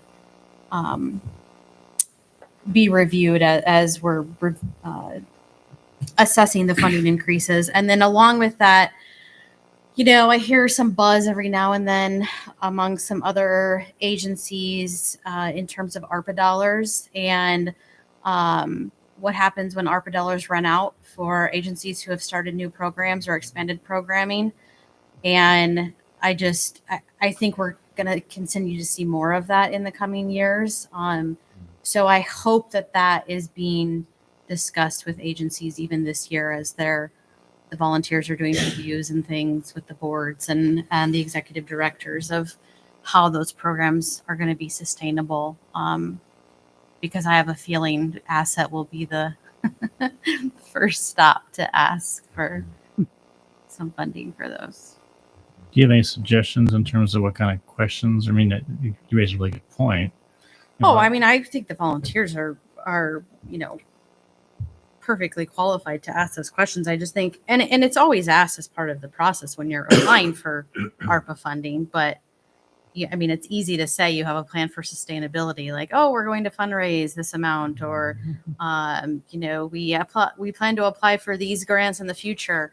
But those are all very uncertain things. And a very smart person long ago told me that you should never apply for a grant if you don't know how you're going to pay for it after the grant ends. So.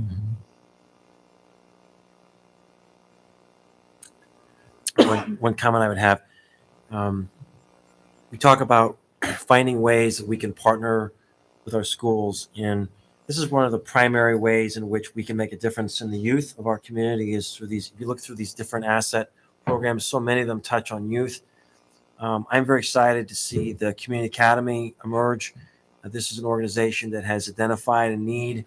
They've worked for years in putting together a team of people to very thoughtfully reach out, and a lot of the kids they work with are kids who financially wouldn't be able to support those programs. And so lots of these programs are really making a difference in the livelihoods of the children of this community. And so people that just aren't paying attention to this regularly, this is one of those primary areas where we can really make a difference. So first of all, you're looking for some direction from council in terms of what amount. And I was just trying to do some quick math. Is it correct that most of you show the increase of 204,000? A lot of that is really from one funder request, and that's the Bridge Home is asking for a significant increase in theirs. I think it says that FY 23-24 request asset is up by about 74%. Or $183,000. So are they making up a good portion of that increase? Yeah, they are. I would say it would be with the Bridge Home and the Community Academy coming in because they're asking for $40,000 from the city. Mm-hmm. So I'm just trying to put in perspective that, for example, if council says 5%, that's not necessarily proportionally shared across everybody, but that maybe the decision is made, hey, listen, this is not a priority. I think, I agree with Amber. I have the utmost respect for the volunteers being sharp and asking the right questions, but I think they need some direction from council too, in terms of if that's really a priority or not a priority as well too, because anyway, I was just curious if that was an accurate read on what the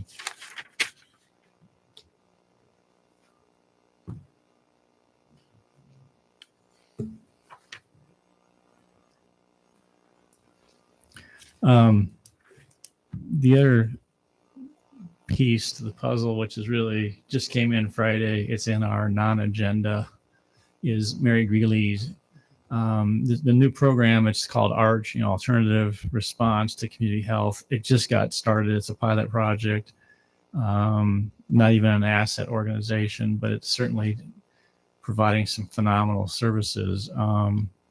Is there, I know it won't be in this process this year because they're not even an approved agency, but would this be, are there people that are providing this kind of service already in going out and helping out with people with mental health or calls in the community or not? Yeah, I think a similar service to ARCH would be the Mobile Crisis Yeah. Response Team, which is CIC provided by and Irely Ball. Right. Yep. And Irely Ball is not currently in the asset process. So asset isn't funding any type of service similar to ARCH or Mobile Crisis at this point in time.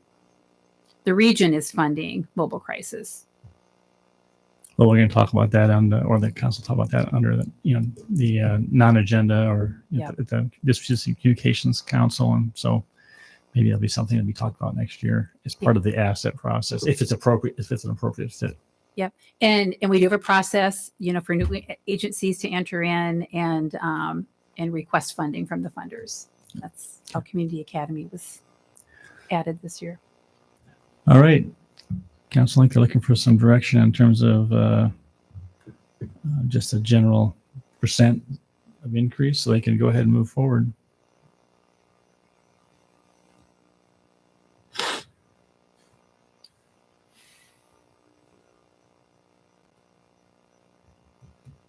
Okay, we always have to wait till somebody starts the bidding here, I guess. I appreciate the encouragement to be conservative, but I also have to temper this with the increased costs that our asset funders are also experiencing. So I would like to propose an 8% increase. Okay, is there a second? I'll second. Okay, discussion? Beyond what we've already had? So we did 8% last year, and we left how much on the table? About 11,000.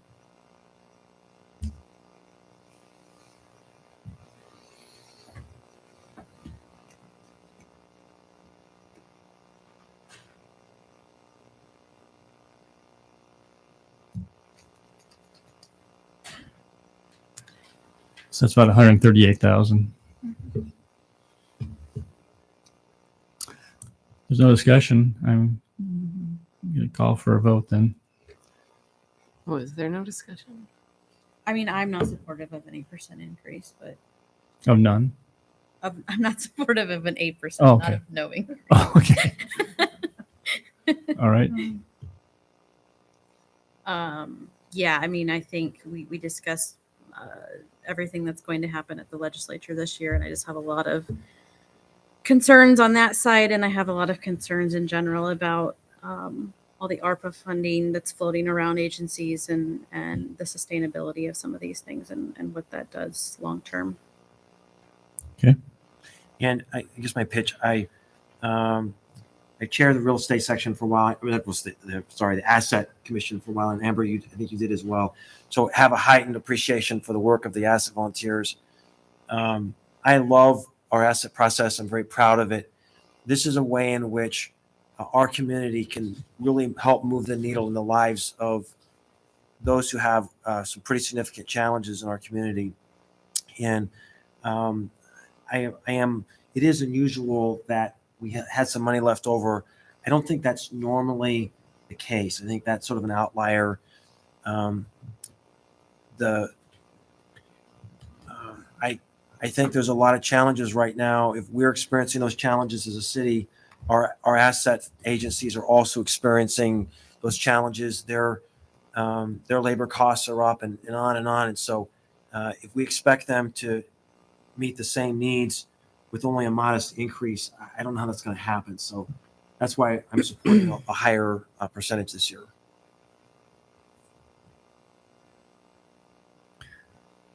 Just out of curiosity, Steve, so 60% of the loss or local option sales tax has to go to property tax reduction, right? That's correct. And so we're what, $10 million? Just use $10 million. So we're $6 million goes to property tax reduction, which leaves $4 million for asset and community betterment, whatever. Right. So if you take 1.73 million plus 140, that's 187 million, almost $2 million. So if local option sales tax falls short below the estimates that we have for some reason, what gets cut, because there's contracts signed with all these agencies that commits to providing. We wouldn't cut it. We would we'd dip into our balance. That's why you have your undesignated balance. But I mean, there's $2 million that's left in local option sales taxes designated to other things. But would that be, would those items be reduced, or are you just saying that we would? Are you talking about on the general fund side, the transfer into the general fund side? Right, because we're using 60%. Right, that's property tax reduction. All right, so if it comes in, if the total amount comes in less, right, 60% of it, let's say we're short of that 60% number on the general fund side, we'd probably look to cut back expenditures, is what we've done in the past. Okay, so how about the discretionary, which is the 40%? I think we would, because we contract with it, I don't think we have a provision there. If we don't realize that revenue, we will not follow through that commitment. So that's why we have a available balance, I believe. Okay. So we'll be able to meet that commitment for that year. Okay. But in future years, you dip down in that budget. I mean, that balance, it goes away. Right. And that's the only risk that I think this council's talked about this for a number of years, is as this money keeps going up, is you can get to a point where all of a sudden it has to start coming down because either local option sales tax numbers don't stay up or stays flat or whatever. So, okay. All right. So there's motion on the floor for 8%. Any other comments? I'll be supporting the 8%. I think with the addition of a new agency, that extra 3% could really help.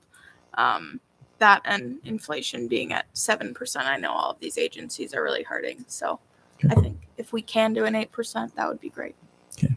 I'm in favor of pushing beyond the 5%, but I'm not comfortable with 8%. I'm leaning more toward maybe a 6.5 or something like that.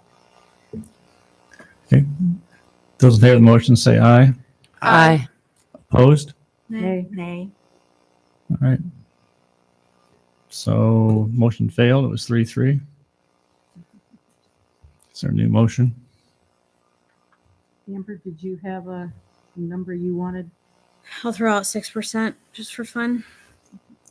It's motion. Second. Yes. Moved and second at 6%. Any further discussion? Could we calculate the number real quick?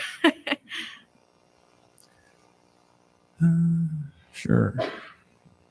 We should add every 1%. 103,750. Okay. What was it? 103,750. The total you're looking for? Yep. No additional. All right. Discussion? Those in favor of the motion say aye. Aye. Any opposed? Motion carried. Thank you. I just want to thank, I think do this every year, but it's sincere and genuine. That is, Jenny, Becky, and Ed, I know you guys put a lot of time in. Ed, I think it's your first year, right? Or second year going through it. Yeah. And so we just know it's a lot of work that goes into it, and it's a really important service. So thank you for your efforts, and please let the other volunteers know that we greatly appreciate that. And I know you're getting very busy. coming up, but you're doing it because you love the community and are dedicated to that. So thank you. Thanks for coming tonight too. Appreciate it. Do you have any comments or questions? Since we already closed, we already voted, but I mean, you guys comment in arrears, I guess. I will note this is Jenny's last year. She has served 2 terms, which is the We just max. changed that. It's infinite terms now. Yeah, she's been great. She's been the treasurer, and so we've really appreciated that. Yeah. And there will be a joint funders meeting in January. I will get that meeting on your calendars. All right. Very good. Yep. Thank you. Thank you for coming. Thank you. All right.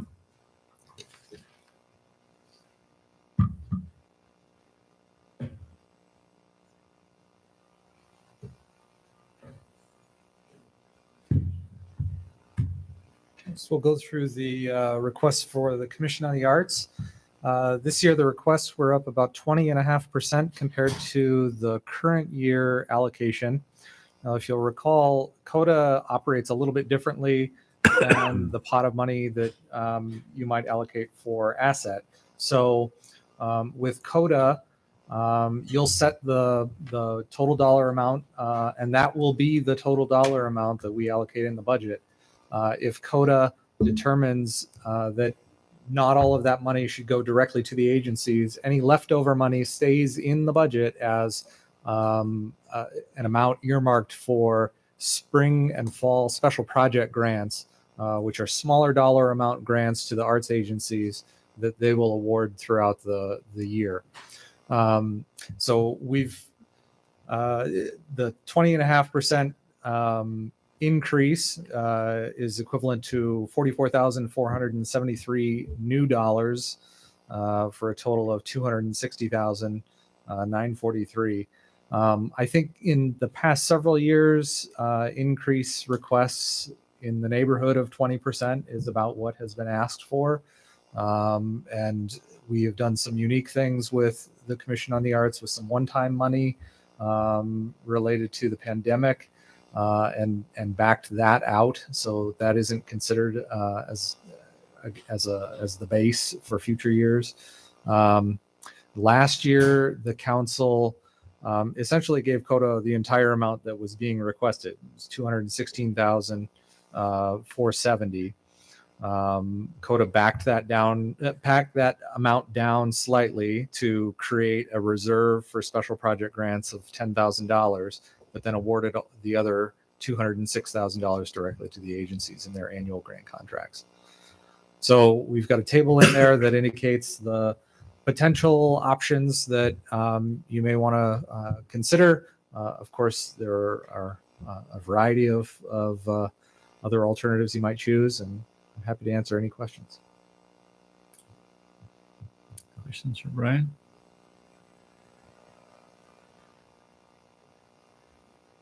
What has the grant program resulted in for us? You know, offhand? Which grant?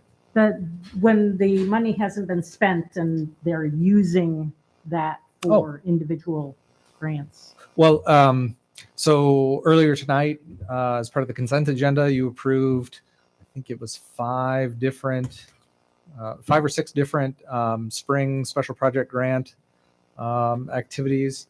There's a unique program going on at the Octagon that was recently conceived of.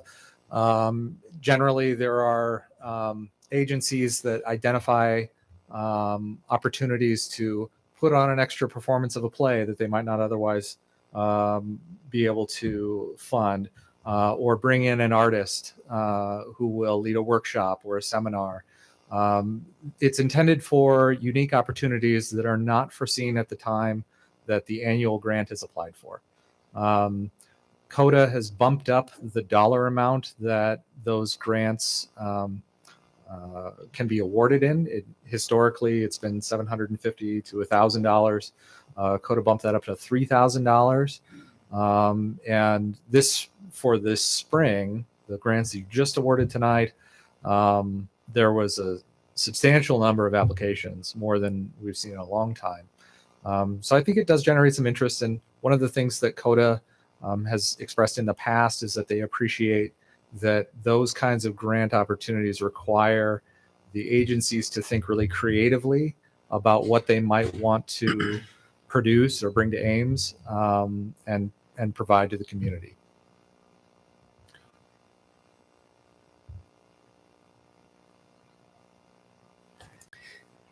I think council probably noticed that we had a town budget meeting. And just looking at the feedback, it was, every year it's a fairly small group. I think you should be proud of the fact that, first of all, you already supported one of those requests, which is affordable housing. That's something that, the RFP going out. But one of the comments was made is, if we're to do more of anything, it's quality of life initiatives such as soccer, baseball, arts, other community activities makes Ames a great place to live. And I think CODA is one of those opportunities to really help support that. And it was requested by, I think, at least one individual. And also several came and talked about the community academy, which is you've talked about in the asset program.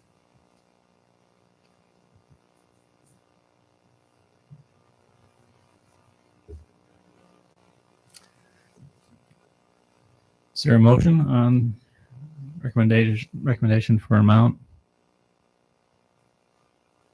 I would move a 6% increase. Is there a second? A second. Discussion? Gloria, why 6? Why 6? Because it was what we did for Yeah, asset. well, I mean, 7 is like 15,000. I'm conscious of not wanting to set precedents that we're increasing our numbers too much. And last year we did a big amount for CODA. So I guess I don't have a problem pushing the 5% a bit, but I don't want to overdo things because I am also concerned about what's happening at the State House. Sure. Any further discussion? Those in favor of 6%, please say aye. Aye. Any opposed? I'm going to abstain, conflict of interest. Okay. Okay, so CODA will take that recommendation and or that authority and come back to you with recommendations at the February budget wrap-up. Next, we have funding requests from outside organizations. This is always difficult because it's comparing very different activities and across a couple of different funding sources.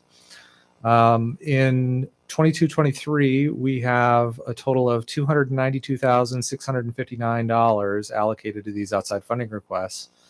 The majority of that is just what we call sort of the general outside funding requests. We also include in those are financed out of local option sales tax. Also included from local option sales tax is waivers of district-wide free parking. And so this allows us to allocate some money in the local option sales tax fund to reimburse the parking fund for instances where organizations such as Ames Main Street want to hold free parking events. So we can make that fund whole. Separately from those types of requests, we also break out special initiatives of the Ames Economic Development Commission. This is independent of the amount that AEDC receives under its main contract to perform its economic development functions. This is an amount that they have asked for year after year for workforce initiatives. We take this out of hotel motel rather than local option sales tax because it's an economic development type function. This year, we received requests from the typical organizations that we have historically funded. In addition, we had 2 new requests. We had a request from American Legion Riders for funding in the amount of $2,500 to lay wreaths at the Ames cemeteries. And then we had a request from Home Allies. You'll recall that Home Allies was awarded funding from the council in the last budget process. That was outside of this outside funding request process. And so it's not shown in the 22-23 adopted column. That was intended to be a one-time request, so it isn't reflected there. They're asking for $10,000 essentially to address the increases in costs that have occurred since the time the initial $25,000 was allocated in the budget. So if you total up all the requests and just compare the local option related requests, they are up $58,900 or 21.2%. The report contains some information about some of the increases. Hunziker Youth Sports Complex has gone from $80,000 in the current year to requesting $100,000.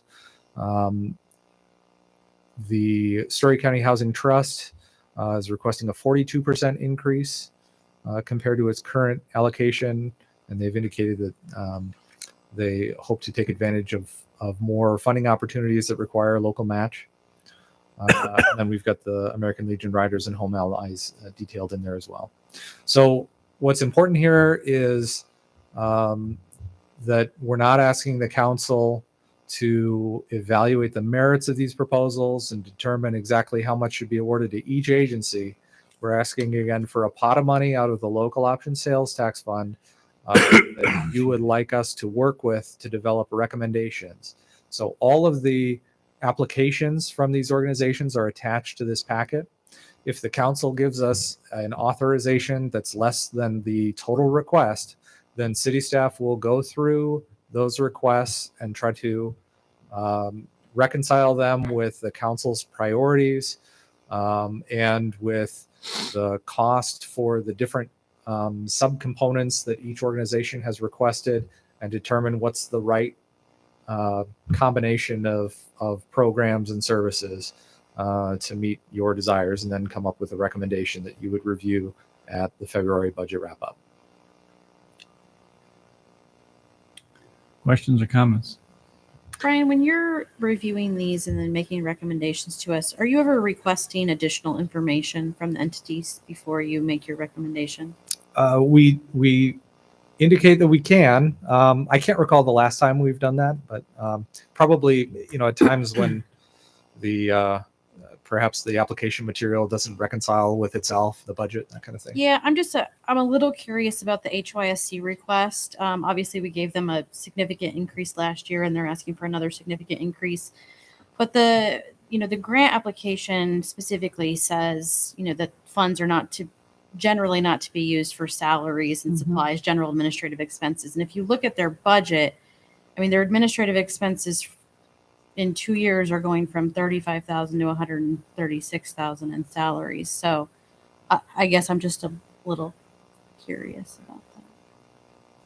We can certainly dig into it and get more information to present back to the city council in February about it. I was wondering about that too, Amber.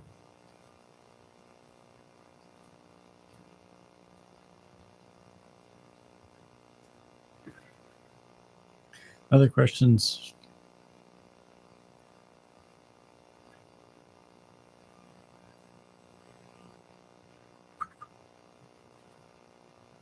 Is there an amount that council wants to assign for this outside funding request?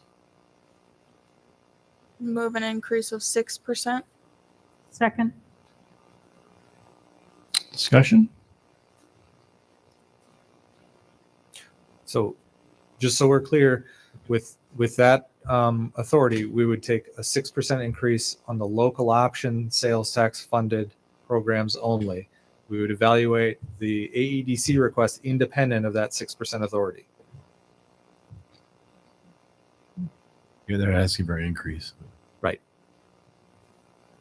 Yeah, you can't move that money into the local options.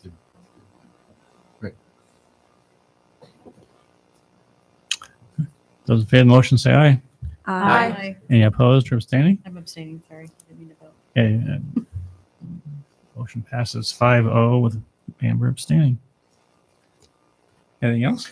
The only other note, there's a brief paragraph about the Public Art Commission. For the last several years, the Public Art Commission has received an allocation of $46,000 in the budget. That's the amount that we're recommending be put in for next year. We do carry over unused funds from year to year in the Public Art Commission's budget. That allows them to accumulate funds to do larger projects, such as art in the parks or other unique initiatives that might be coming along. I think they have a pretty healthy balance from carryovers currently. It's in excess of $100,000. So given their programs that they have anticipated and the balance, we're anticipating plugging in $46,000. Brian, do you have any updates on the capacity for public art to do more of the electric box wrapping or the painting of the water inlets on the sewers? You know, those one-time things that we did. I got the impression that they were feeling they didn't have time to do that. I think one of the big challenges is just figuring out how to get it going, how to get it off the ground. Some of those are also unique in that, so for example, the electric box wrapping costs anywhere between $400 and $1,500 per box. And I think there's, we want to be sure that if we're going to be spending that kind of money on a wrap, that it actually performs and lasts. So I think some of this is wanting to get some time, some experience with the projects out there in the community to see how they hold up and what the issues might be. If the council has particular initiatives you want public art to explore, you're more than welcome to make a referral to them. They do have a variety of projects that they have identified that they're working on themselves, including projects with to explore themed sculptures at Cyride stops. There's a small group working on the possibility of doing a series of sculptures in the 3 roundabouts at the research park, which would potentially be in partnership with the ISC Research Park. There's also their ongoing activities, the ongoing annual outdoor sculpture exhibition. And one of the things that was brought up at the last meeting as well for Public Art Commission is just, I think, our public art inventory has grown. And one of the less exciting aspects about having public art is making sure that it is maintained and evaluated and kept up. But it's something that they I think recognize they need to spend some time working on, and that means that they might not be able to have time available to take on a new initiative. So again, if the council has new ideas that you feel passionate that you want them to work on, I'm sure they would consider that, and we could work on prioritizing it into what they have going on. And what happened with the small art grant program? The small art grants, I think we've allocated all the, or we've, let me think. Small art grants, that's done. We've spent all that money. The arts capital grants, those, I think we awarded 5. 2 of them are complete. The 2 of them are smaller amounts that I haven't heard an update in a while. The 5th one is the substantial one with the octagon, which is they're continuing to work on that major construction project. So I thought we had allocated more money for the small art grant program last year to take it into a second year and increase the amount. I'll have to go back to my notes. I don't remember. Anything that wasn't spent, we've carried forward, though. Yeah. I didn't double check this before coming in.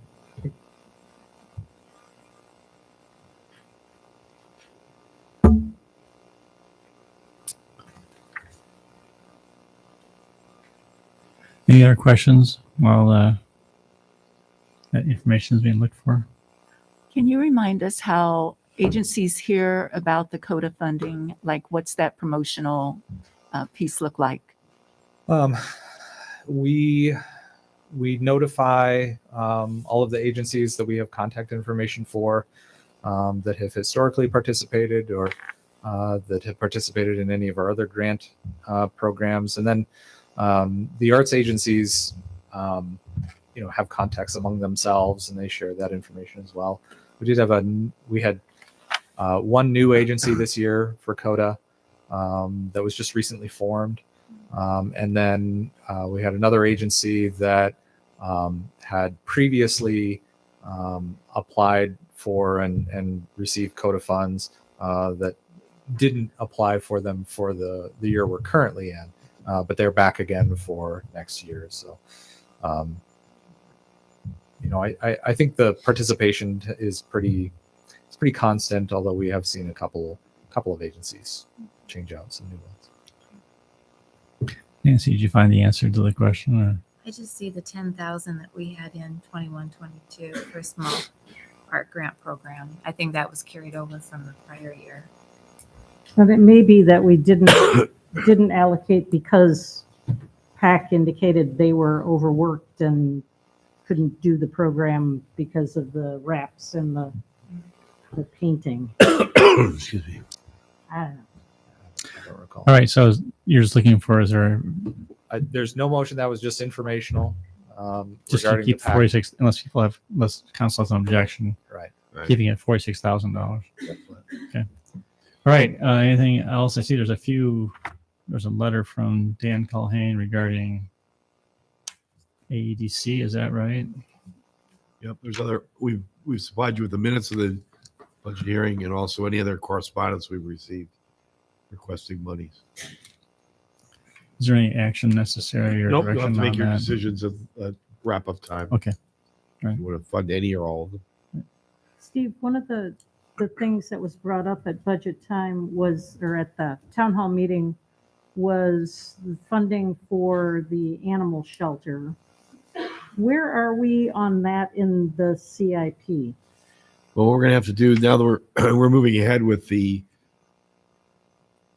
with our indoor aquatic center. I think it won't be this year, but after this CIP, we're going to have to sit down with the city council, and there's about 5 or 6 projects we're going to have to start prioritizing. So we could go over that for you. Those will all be general obligation votes, so we'll have to talk about it now. We have a suggested strategy for the animal control shelter. We could talk to you about that, but we're trying to get you information on how most of them are funded. Many of them funded through the United States. What's the best practice?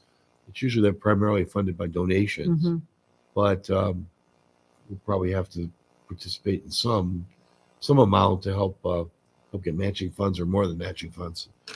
So that's got to become, we have issues with 2 fire stations, right? We talked about 2 fire stations.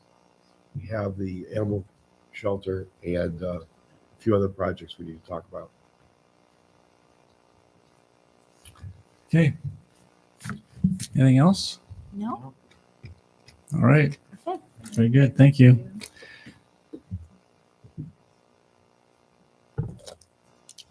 All right. Let's just take a quick 5-minute break and then we'll move into our hearings and rest of the agenda.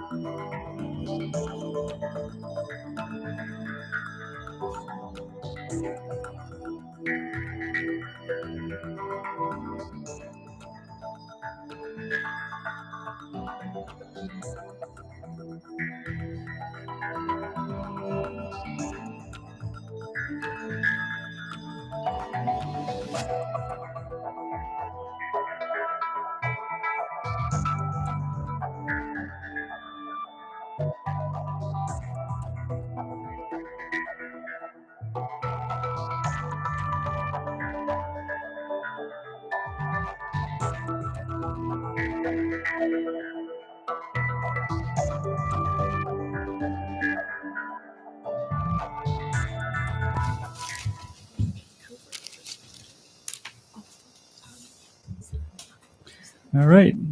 Back in session. Move on to item number 47, hearing on the 2022-2023 asphalt street pavement improvements.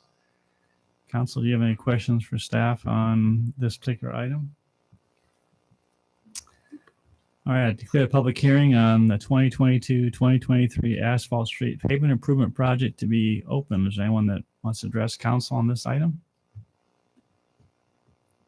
Seeing none, we'll close the public hearing. I entertain a motion on resolution approving final plan specifications and awarding the contract to Manass Incorporated, Brooklyn, Iowa, in the amount of $846,926.84. Alternative one. Second. Thank you. Roll call. Aye. Aye. Aye. Aye. Aye. Aye. All right, item number 48. So proposed zoning text amendment to allow a 20% reduction on required parking. Just quickly want to address that the way that we've structured this is consistent with council's direction that for large parking sites, we can deduct 20%. I just want to point out there's some other deductions in the code. Once you get down to that 100 space threshold, you can still take advantage of those other reductions. I just want to be clear that there's a series that we're going to go through to apply this reduction. So it could be less than 100 in some circumstances, but 100 would be that base threshold, or a 20% reduction for these large sites.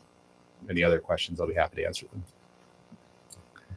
And just point of clarification, this does not include any parking changes to the hospital. Right. zone. So in this, we talked about special purpose districts. You have a few of those across the city, hospital, medical, downtown gateway. They have unique requirements. So this is not a broad brush stroke for those unique areas. This is for the typical parts of the city, HOC zoning, GI zoning, research park zoning, those kinds of places. No residential. Residential is not included either. Okay. Questions? Declare a public hearing on the proposed zoning text amendment to allow a 20% reduction to require parking for certain commercial and industrial uses on sites with more than 100 parking stalls. Is anyone who wants to address council on this item? Seeing none, declare a public hearing to be closed. Entertain a motion on first passage of ordinance. So moved. Second. Thank you. Roll call. Aye. Aye. Aye. Aye. Aye. Okay, we have a public hearing scheduled on proposed zoning text amendment to amend the home occupations regulation. We declare a public hearing to be open, and staff is asking that we continue the hearing to January 10th, 2023. Is there a motion to continue the hearing? So moved. Second. Thank you. Those in favor of the motion, please say aye. Aye. Any opposed? Motion carried. All right, moving on to item number 50, hearing on rezoning with master plan. You did have one question that, Kelly, for something like this, normally we give notice to people who are affected by what we do in zoning, but this has a community-wide impact. How would someone who's interested in this have any notice of this? How do we publish this? Just the newspaper publishing requirement that we have for all ordinances. So, I mean, is it possible we maybe ask Susan to maybe throw out in the social media? Just because I think this has been unusual. There might be people who have a genuine interest in this that wouldn't otherwise have notice of this. I just want to make sure that's possible. We could ask our staff to work on a social media, just a blurb on that. We could do that in January. You're talking about like alerting people that we've changed the regulations and that they could take advantage of this, or Yeah, I think it's important that we try to communicate with our community about things that changes and things. If we could do something like that with social media, that'd be great. I don't know if that takes a motion or anything. Or do you also want to indicate that they have a chance to speak, that Right. you want to know that they can talk about it? to the There are a lot of people that have home businesses and things that might be interested in this. Isn't this a foregone conclusion, though, that we have to bring our code in line with state code? But we're doing that, but you gave us direction to go beyond the minimum requirements of the Oh. state, and by beyond, be more permissive than the state required us to be. So we're collapsing the whole system down to one simplified system that used to have the ZBA involved that no longer will have the ZBA involved. So we're being more permissive than the state. Yeah, go ahead and make a motion so it gets on the. So I move that we ask staff to send out some kind of social media notice about this event. Is there a second? The hearing. Hearing. Second. Okay. Those in favor of the motion, say aye. Aye. Any opposed? Thanks. Carried. Thank you. All right, item 50. Good evening. This is rezoning at the southwest corner of Cameron School Road and GW Carver Avenue. It's known as a Dankbar Farm, generally a project that started clear back in 2017 with a master plan agenda. That's a project. Okay. Oh, there it is. Okay. So on the screens and in your packet, you can see this is the master plan. So this is a general layout. The site is a total of 105 acres, but it's a little unique that the blue area on the east is currently zoned ag. It's approximately 20 acres, and it's going to remain and not be rezoned at this time. So everything but the blue is included in the rezoning. The pink is an FSRM area. The beige or yellow is FSRL. The red lines are generally proposed street layout. So you can see that there's two connections that will come to the north from Scenic Valley. That's the subdivision that exists on the south. And then there will be two connections on Cameron School Road. And then even though there isn't one shown, the annexation agreement and the rezoning agreement will require an access point on GW Carver as well. That's what that arrow is pointing to. You might see that shift north or south a little bit given what comes in with the final layout of the subdivision and the development on that ag piece when it comes in.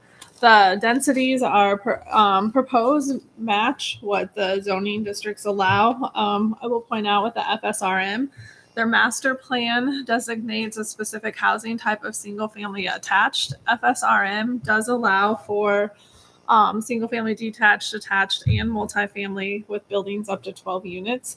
But since their master plan is designating as a single family attached, that's what we're going to assume will be there, and so that's what staff is supporting, given the location of the site of that that part of the development within the larger area. It's not on a main road; it's kind of buried back in the development. If the developer would like to propose a change to that housing type and propose something more along the multifamily route, that would be an amendment to the master plan, and you would see it go through a similar process as a rezoning, and it would come back before you. Infrastructure was started to be evaluated back with the annexation and the land use map amendment in 2017 and 18. So this will be I believe the first development that occurs where they'll be served by Xenia, but be required to be built to our standards, but the water will actually be Xenia water. There was some questions of sewer capacity. We've worked through that through some evaluations. And some scenarios and how what's been developed since 2017 occurred. We included those numbers in your addendum and how that will work to be served. We do need to point out a couple corrections though. We transposed some numbers in there. So in the addendum, we had the total number of gallons per day correct. But when we came to and we had the church area correct, but when it came to residential and commercial, we misstated. The residential is 63,000, and I believe we said 53,300 in the report, and it's 63,300. And then the same with the potential commercial area on the northeast corner, and that should be 30,000. So those highlighted numbers are the correct numbers. Otherwise, we're recommending also a condition that the environmental overlay be applied. That's commonly seen on developments that adjacent to the Iowa Creek and down in the floodplain. That far southwest triangular piece is almost entirely floodplain. When it comes in for subdivision in the future, we'll do more of an environmental evaluation as far as trees, and so you might see some more conservation easements and some stormwater conditions and recommendations. I think that's the highlights of the project. If there's anything else you want to know about or have questions on, I can answer those. So can you speak a little bit, and I heard commercial mentioned, is there a plan for that in that area? Today, no. The land use plan amendment back in 2017 and Plan 24 allowed a commercial node to go in that intersection. Plan 2040, the way that works, it kept it there and assigned approximately 6 acres to this corner. This is not being developed immediately, and they're potentially selling all the 20 acres to religious use. So right now we don't know, but it's possible. Okay. So that table we just had up for the sewer numbers, it is reserving capacity for commercial consistent with Plan 2040, but no zoning, as Julie said, is being applied tonight. Okay. So if that purchaser of that 20 acres, they're buying ag land, and they'd have to pursue their own permits and rezoning on that area. And you'd have to evaluate that in the future. Is what's being requested tonight. So that's a little unique. We haven't partially zoned a site before. It is, I just want to reinforce this, it is part of the master plan, even though it is not being rezoned. So we're saying the whole site is subject to the master plan, even though it's retaining ag zoning on a portion of it. So that's the first time we've ever done that this way. And you'll see a zoning agreement with the third reading. I forgot to mention that will lay out some of these requirements. So is perhaps as obvious, the advantage of leaving it as ag is that from a tax perspective, it's going to be taxed as ag land as opposed to residential. I don't think that would factor in really because the zoning doesn't matter for your taxation. It's what you're actually using the property for. So even if it was zoned residential, but you were farming it, you would be paying agricultural taxes if you meet the standards that go along with that. Agricultural valuation, not agricultural tax. So there's no disadvantage to the city of not rezoning it now. I think the question just leaves open what's the use going to be eventually. I think the applicant's pretty clear that there may not be commercial ever proposed at the corner, even though we went through that process of creating a commercial node at that corner. So the downside is it's leaving it to some future decision point that may not turn out to be commercial at that corner. And of course, the concern is, for me, that as we think about climate action and walkable communities, if there's nowhere to walk to or ride your bike to, then we're encouraging people to stay in vehicles. Yeah, so if we had I don't have a broader view in front of you with Plan 2040. So this will, I have this across the street. That's quite 20 because we didn't plan on expanding. So it's just. So in Plan 2040, we brought forward the 6-acre commercial node because that's what had been requested and approved as part of the prior land use policy plan. That node was probably more oriented towards the traveling public. Might have had a C-store, might have had a small strip shopping center, office uses in that area that definitely could benefit a neighborhood like this. In Plan 2040, that's there, but then across the street to the east, we've referred to this as the Borgmeyer family property in the past. In Plan 2040, we have another node that's centralized there. So it's not going to be a copy of Somerset, but the land use plan assumes there's a mix of commercial uses centered in that area on Stang Boulevard extension, and that there'll be some other higher density uses that go along with that. So that concept of a walkable neighborhood is really definitely planned for across the street. That doesn't really help someone that's on the far west side of this street. I get that. But that was where we landed as Ames Plan 2040, and that we were going to look at that next quarter section as the walkable kind of neighborhood model versus the more suburban layout, which is this. So this is kind of the edge of the city. I think we talked about that. There's no plans to go west, no plans to go northwest. We don't have utility infrastructure. So it's really following that suburban model. Yes, that commercial node could add some services to the area, but we really looked at the walkable neighborhood models going across the street. Thank you. Any other questions? All right. I'll declare the public hearing on this item to be open. Is there anyone who wants to address council on this topic?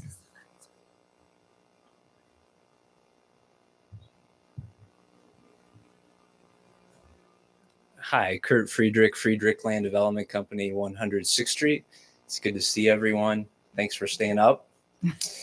And we're pleased to be bringing this project forward here after purchasing the land here about 8 years ago. I want to thank the Dank Bar and Munch families, and I want to thank staff for their good work with us to bring it to this point. We're excited about bringing this new project, the Bluffs development, to town just north of Scenic Valley subdivision. Many of the streets will be connected to that, to this development from the south, including Cartier and Everest, I believe. And we've got a nice mixture of housing and some rental options that we're anticipating for the subdivision. which is indicative of the type of community we are. We're a mixture of ownership and rental, and we want to meet both of those needs here. So we're excited about getting rolling here in 23 with this project, and we think that the church at the corner will be a nice anchor for the subdivision. We agree with staff's recommendation as well. So, any questions? Thanks, Kurt. Thank you. Anybody else? All right, declare the public hearing to be closed and entertain a motion on first passage of ordinance. Move alternative one. Second. Thank you. Roll call. Aye. Aye. Aye. Aye. Aye. Hi. Very good. Thanks, Julie. Thanks, Kurt.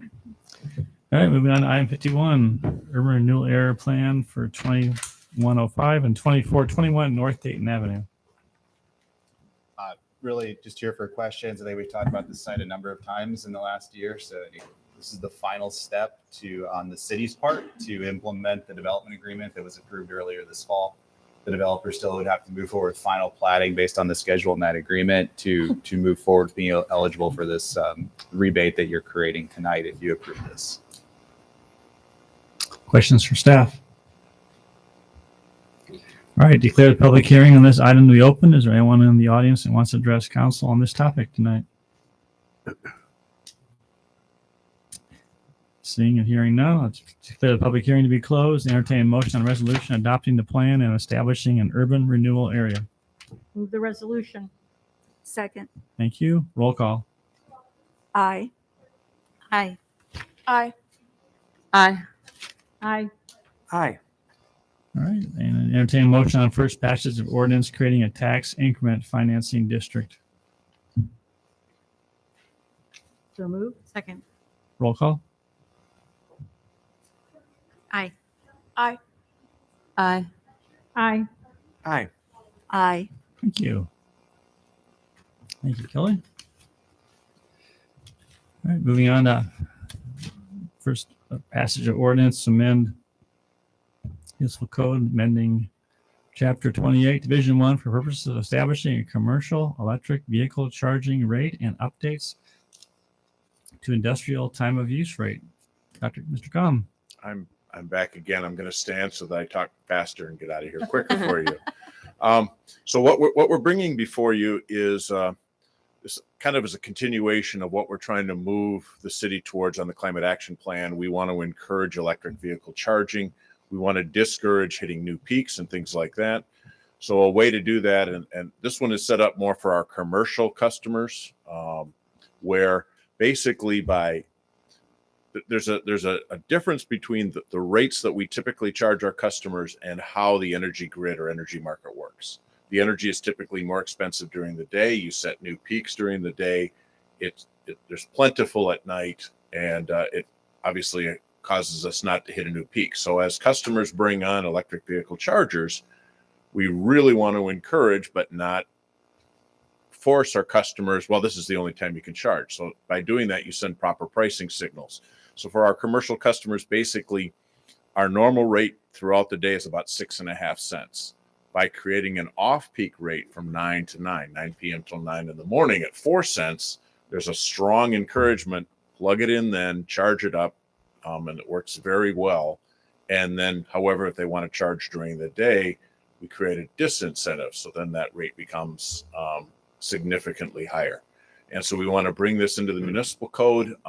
This is available to any commercial customer. We want to do something similar eventually for retail customers, but that's going to require some infrastructure to be put in. And we've had one customer already ask, which is what's driving us to bring this before you. And this will be very beneficial for Cyride as they get their electric buses in early 2023. This will work well for them. It keeps their costs low. We're able to charge their vehicles or their buses with this, and it doesn't cause us to hit a new peak. So that's the primary one. The other one is basically cleaning up some language where we have some disconnects within our special industrial rate, and our interruptible piece of our industrial rate had some different time frames in it, and we were just kind of cleaning up some of the language. So that's what that second piece is to there. I'm available for questions. This is pretty cool. Have you had any conversations with any of our industries in the community about this? We've been talking to people that typically have fleets. We're reaching out to FedEx, UPS, United States Postal Service, anybody really that has a couple of delivery vehicles. This would make a lot of sense for them. We've got a couple of, like I mentioned before, a couple of gas stations, a gas station and a couple of car dealers that are strongly looking at EV charging in 2023. And we're going to see if a rate like this would make sense for them. It's a little bit different because they're wanting people to come and charge whenever they'd like. But if we can encourage them to do that in off-peak, like if they're charging their own electric vehicles within their dealership, that makes a lot of sense too. This is something like Barilla or Danfoss that have a third shift. Would they be a possible candidate that would benefit from this pricing structure? Danfoss, yes. Barilla is not a City of Ames electric. Oh, customer. that's right. That's right. But there are other companies that are working third shift, so that might take advantage of this. Departments within the City of Ames would also greatly benefit from this. Thanks. Any other questions? All right. Thank you. And that this is going to be the first passage of the ordinance, and I'll open up public input. Does anyone wants to address council on this topic? Seeing none, we'll close public comment. Entertain motion on first passage ordinance to amend municipal code of City of Ames, Iowa by amending Chapter 28, Division 1 for the purpose of establishing commercial electric vehicle charging rate and updates to the industrial time of use rate. Move on first. Second. Thank you. Roll call. Aye. Aye. Aye. Aye. Aye. Aye. Okay. Item 53, entertain motion on second passage of ordinance to amend municipal code of the City of Ames by amending Chapter 12, Section 12.2 and 12.3 for purpose of establishing election of hospital trustees, term of office, and qualifications. Move on second. Second. Thank you. Roll call. Aye. Aye. Aye. Aye. Aye. Aye. Thank you. All right, moving on to disposition of communications to council. We have 6 different items this evening. First is an email from Chad Miller, city code inquiry regarding use of snowmobiles. This is a first. I move that we. I don't know what to do with this, Steve. If we wanted to approve this, could we just approve it tonight? No. We have to put it on a for future agenda. You have to think about the ramifications of it. Okay, I move it. We put it on a future agenda. No. No, memo from staff, I think. Memo. Memo first. Yeah. Okay. Is there a second? I'll second. Those in favor of the motion, say aye. Aye. Any opposed or abstaining? Motion carried. Second is an email from Tom Russell regarding concerns regarding shared use path winter maintenance along Ontario Street. I'd move for a memo from staff on shared use path winter maintenance in general. Second. General. Well, not just on Ontario, but we're shared use path winter maintenance, our policy on it. Were they intercommunal with sidewalks? I mean, just all over. Well, shared use paths, Okay. not sidewalks so much, but the This shared one's a use side paths. joint sidewalk, and Which ones we clear, which ones we might not, how much of them we clear. you'll get all that. Gotcha. So you moved, who seconded? Tim? Yeah. Good question. Right. Those in favor of the motion, say aye. Aye. Any opposed or abstaining? Carried. Third is a letter from Mayor Pop from Gilbert regarding changes to a urban fringe plan. Given the fact that staff is working on this, just take it under advisement. Well, you No have action. two. You actually have 2 letters related Right. to the response.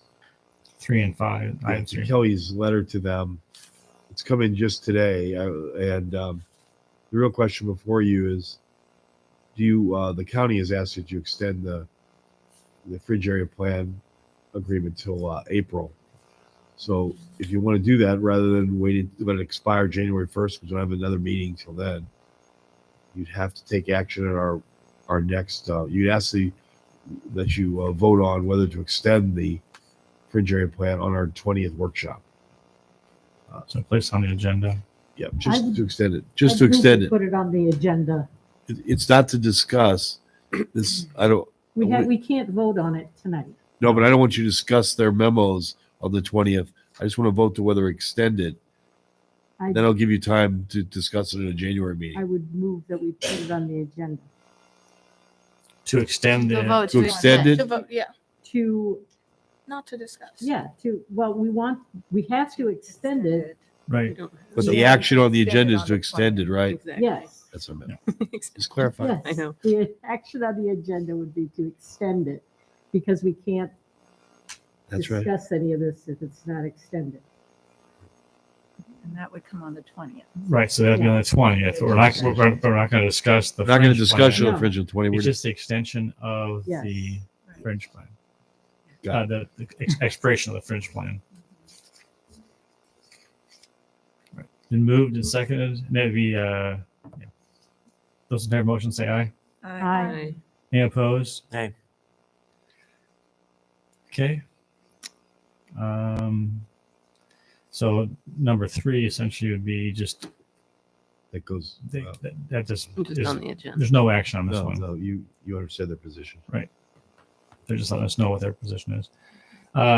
4 is email from Amelia Winfrey regarding the bike pedestrian safety along GW Carver and West 190th Street.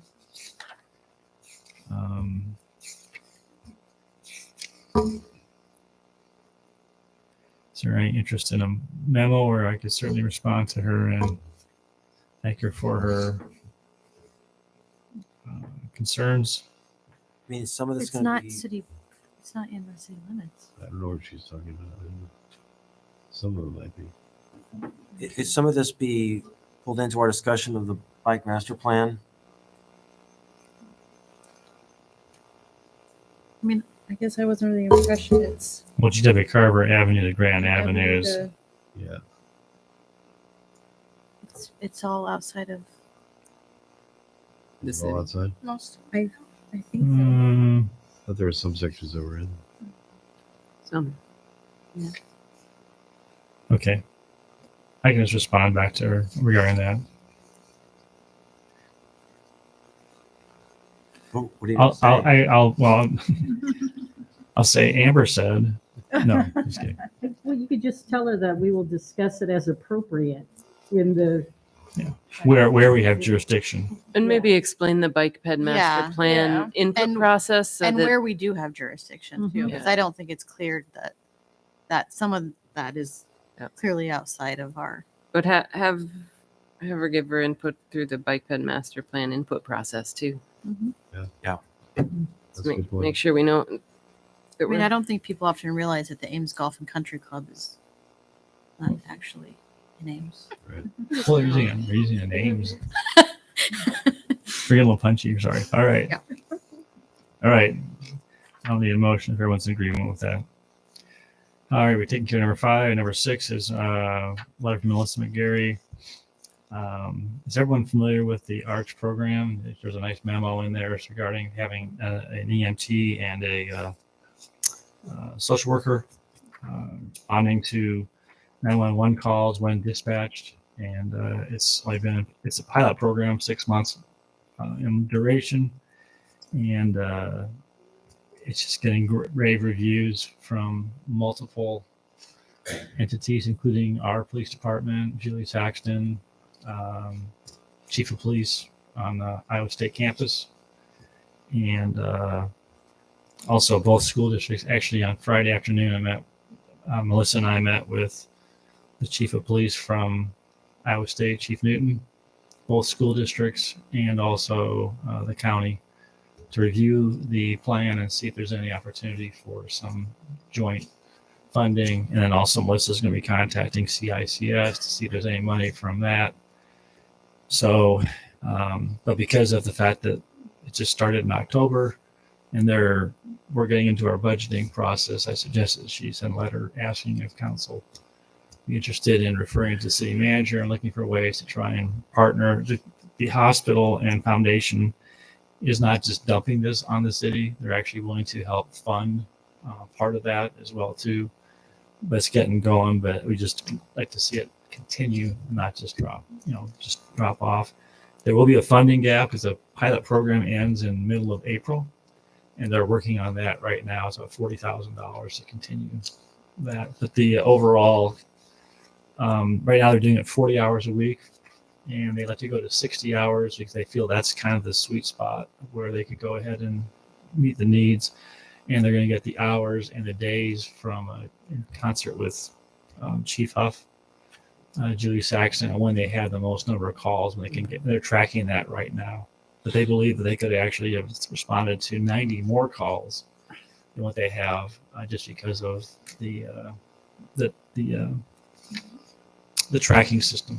I've also asked them if they would track when they're serving K-12, when they're serving Iowa State students, and when they're also serving adults, to try and get an idea, because that way we also show other partners how it's benefiting their entities as well too. So the motion tonight would be, as if you were supportive, we give direction to the city manager to consider how we could fund part or all of the request in next year's budget. So it's in the mix and in the conversation versus having this come up in January or February. And I think I'm also going to ask Nick, who's the EMT and kind of really been instrumental in this thing going, to come and maybe give a 5 or 10 minute presentation to council at a future council meeting, maybe in January. Kind of explain, answer your questions as well too, what's going on. He's going to go to both school boards and make presentations to them and explain that. And the whole idea is to get the word out, and also so people who are watching the school board meetings, family members, staff, they can hear about what's going on as well too, and take advantage of that program if necessary. You have a question? Yeah, I'm supportive of this. There's a tangential issue that I'd like to bring up. I don't know if this is the right place for this, but Greg really no longer has any juvenile beds in its psych ward, behavioral health. I think that's a problem. And lots of families are struggling. They have a child in crisis and they can't find a bed here in Ames. So I think this is great, but it's at some point, if he's going to come in and talk to us, it would be helpful for the council to understand how that component of mental health needs are being addressed in the community. And this isn't just mental health. This is like welfare checks, mental health, suicide. I don't disagree, but this is such an important issue in our community right now, and we're not. There are no beds at Mary Greeley. I think that's a question for Mary Greeley administration. And actually, we've got a meeting. We got a joint meeting with the board of trustees for the hospital and city council. I believe it's in January. I believe it's been set up. That'd be a very appropriate time to talk to them about that, because that's really in their wheelhouse. Versus Nick's going to say, I don't have an answer for that. So that's fair. You need a motion on this tonight. What is the exact motion?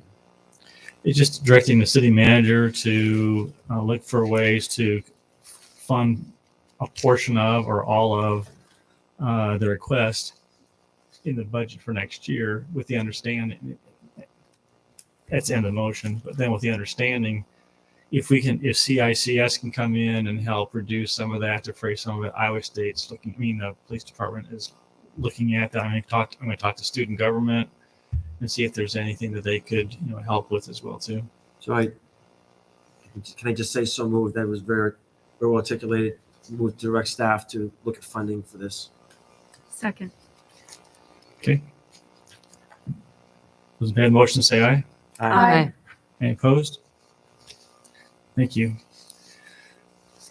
All right, council comments.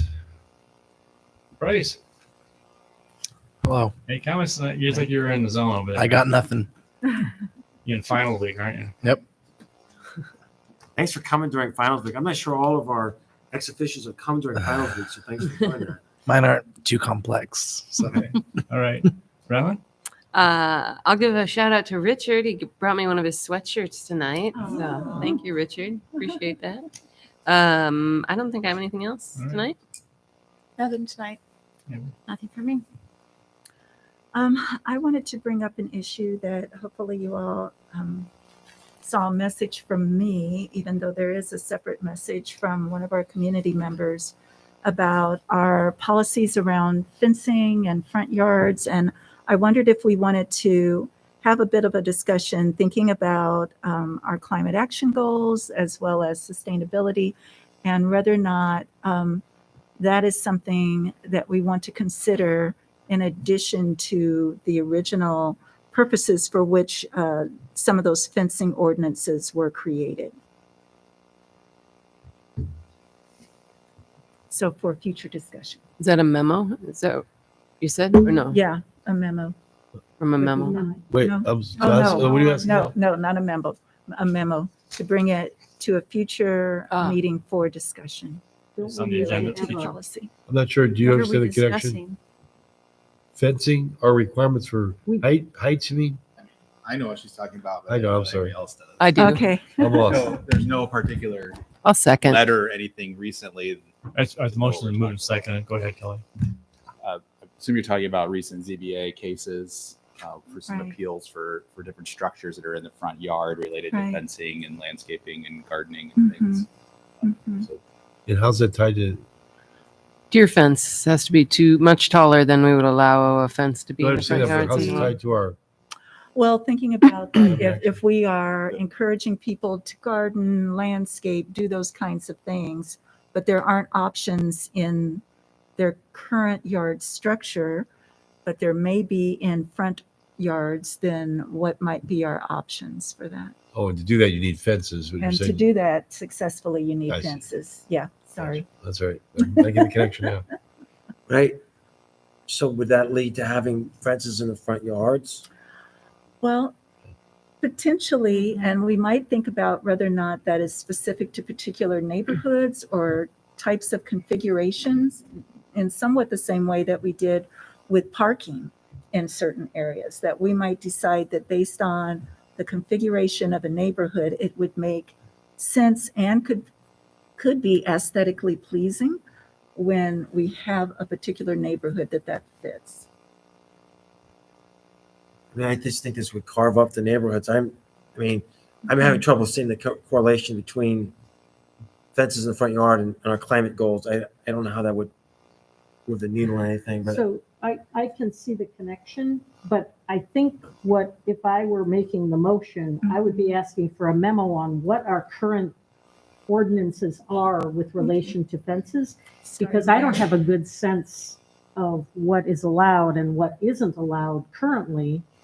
So can't really have a discussion about how you could change it to Sure. make it more possible for people to garden without deer eating everything. Yeah, I don't want to give the impression of putting it on an agenda like that we're supportive of making any Okay. changes, because I don't, like Gloria, I have no idea what's appropriate or I what's have allowed memories from Historic Preservation Commission. I probably have read more about fences than most people, but I don't know. Okay, yep. Well, what would you suggest, Kelly, in order to move us I forward? wasn't thinking of it that way. I was probably in January to come back and say because of those ZBA cases, we needed to add clarity to the exception people tried to claim that caused the ZBA cases that were denied. But you could approach it from a different perspective as well. So we have a section that allows landscape accents that are not intended to be functioning or look like a fence. So then people built some things and wanted to say they weren't a fence, and ZBA didn't agree and said they are a fence. So you can't do what you did or want to do. But that's how you're. But that's because there wasn't a numerical value I'm in there. thinking It about just said gardens like a appearance of a fence. You're talking about real fences. Yeah. Yep. But we tried to allow for some flexibility in front yards, or actually in all yards, for these landscape features. And apparently what some people think are landscape features is pretty wide open, 12 feet tall, multiple posts, Right. long expanses Yeah. of boards. So I need to deal with that, or I'm gonna have more ZBA cases probably. But it wasn't about exactly what Anita's talking about. Huxley's having a bit of a flap over this right now.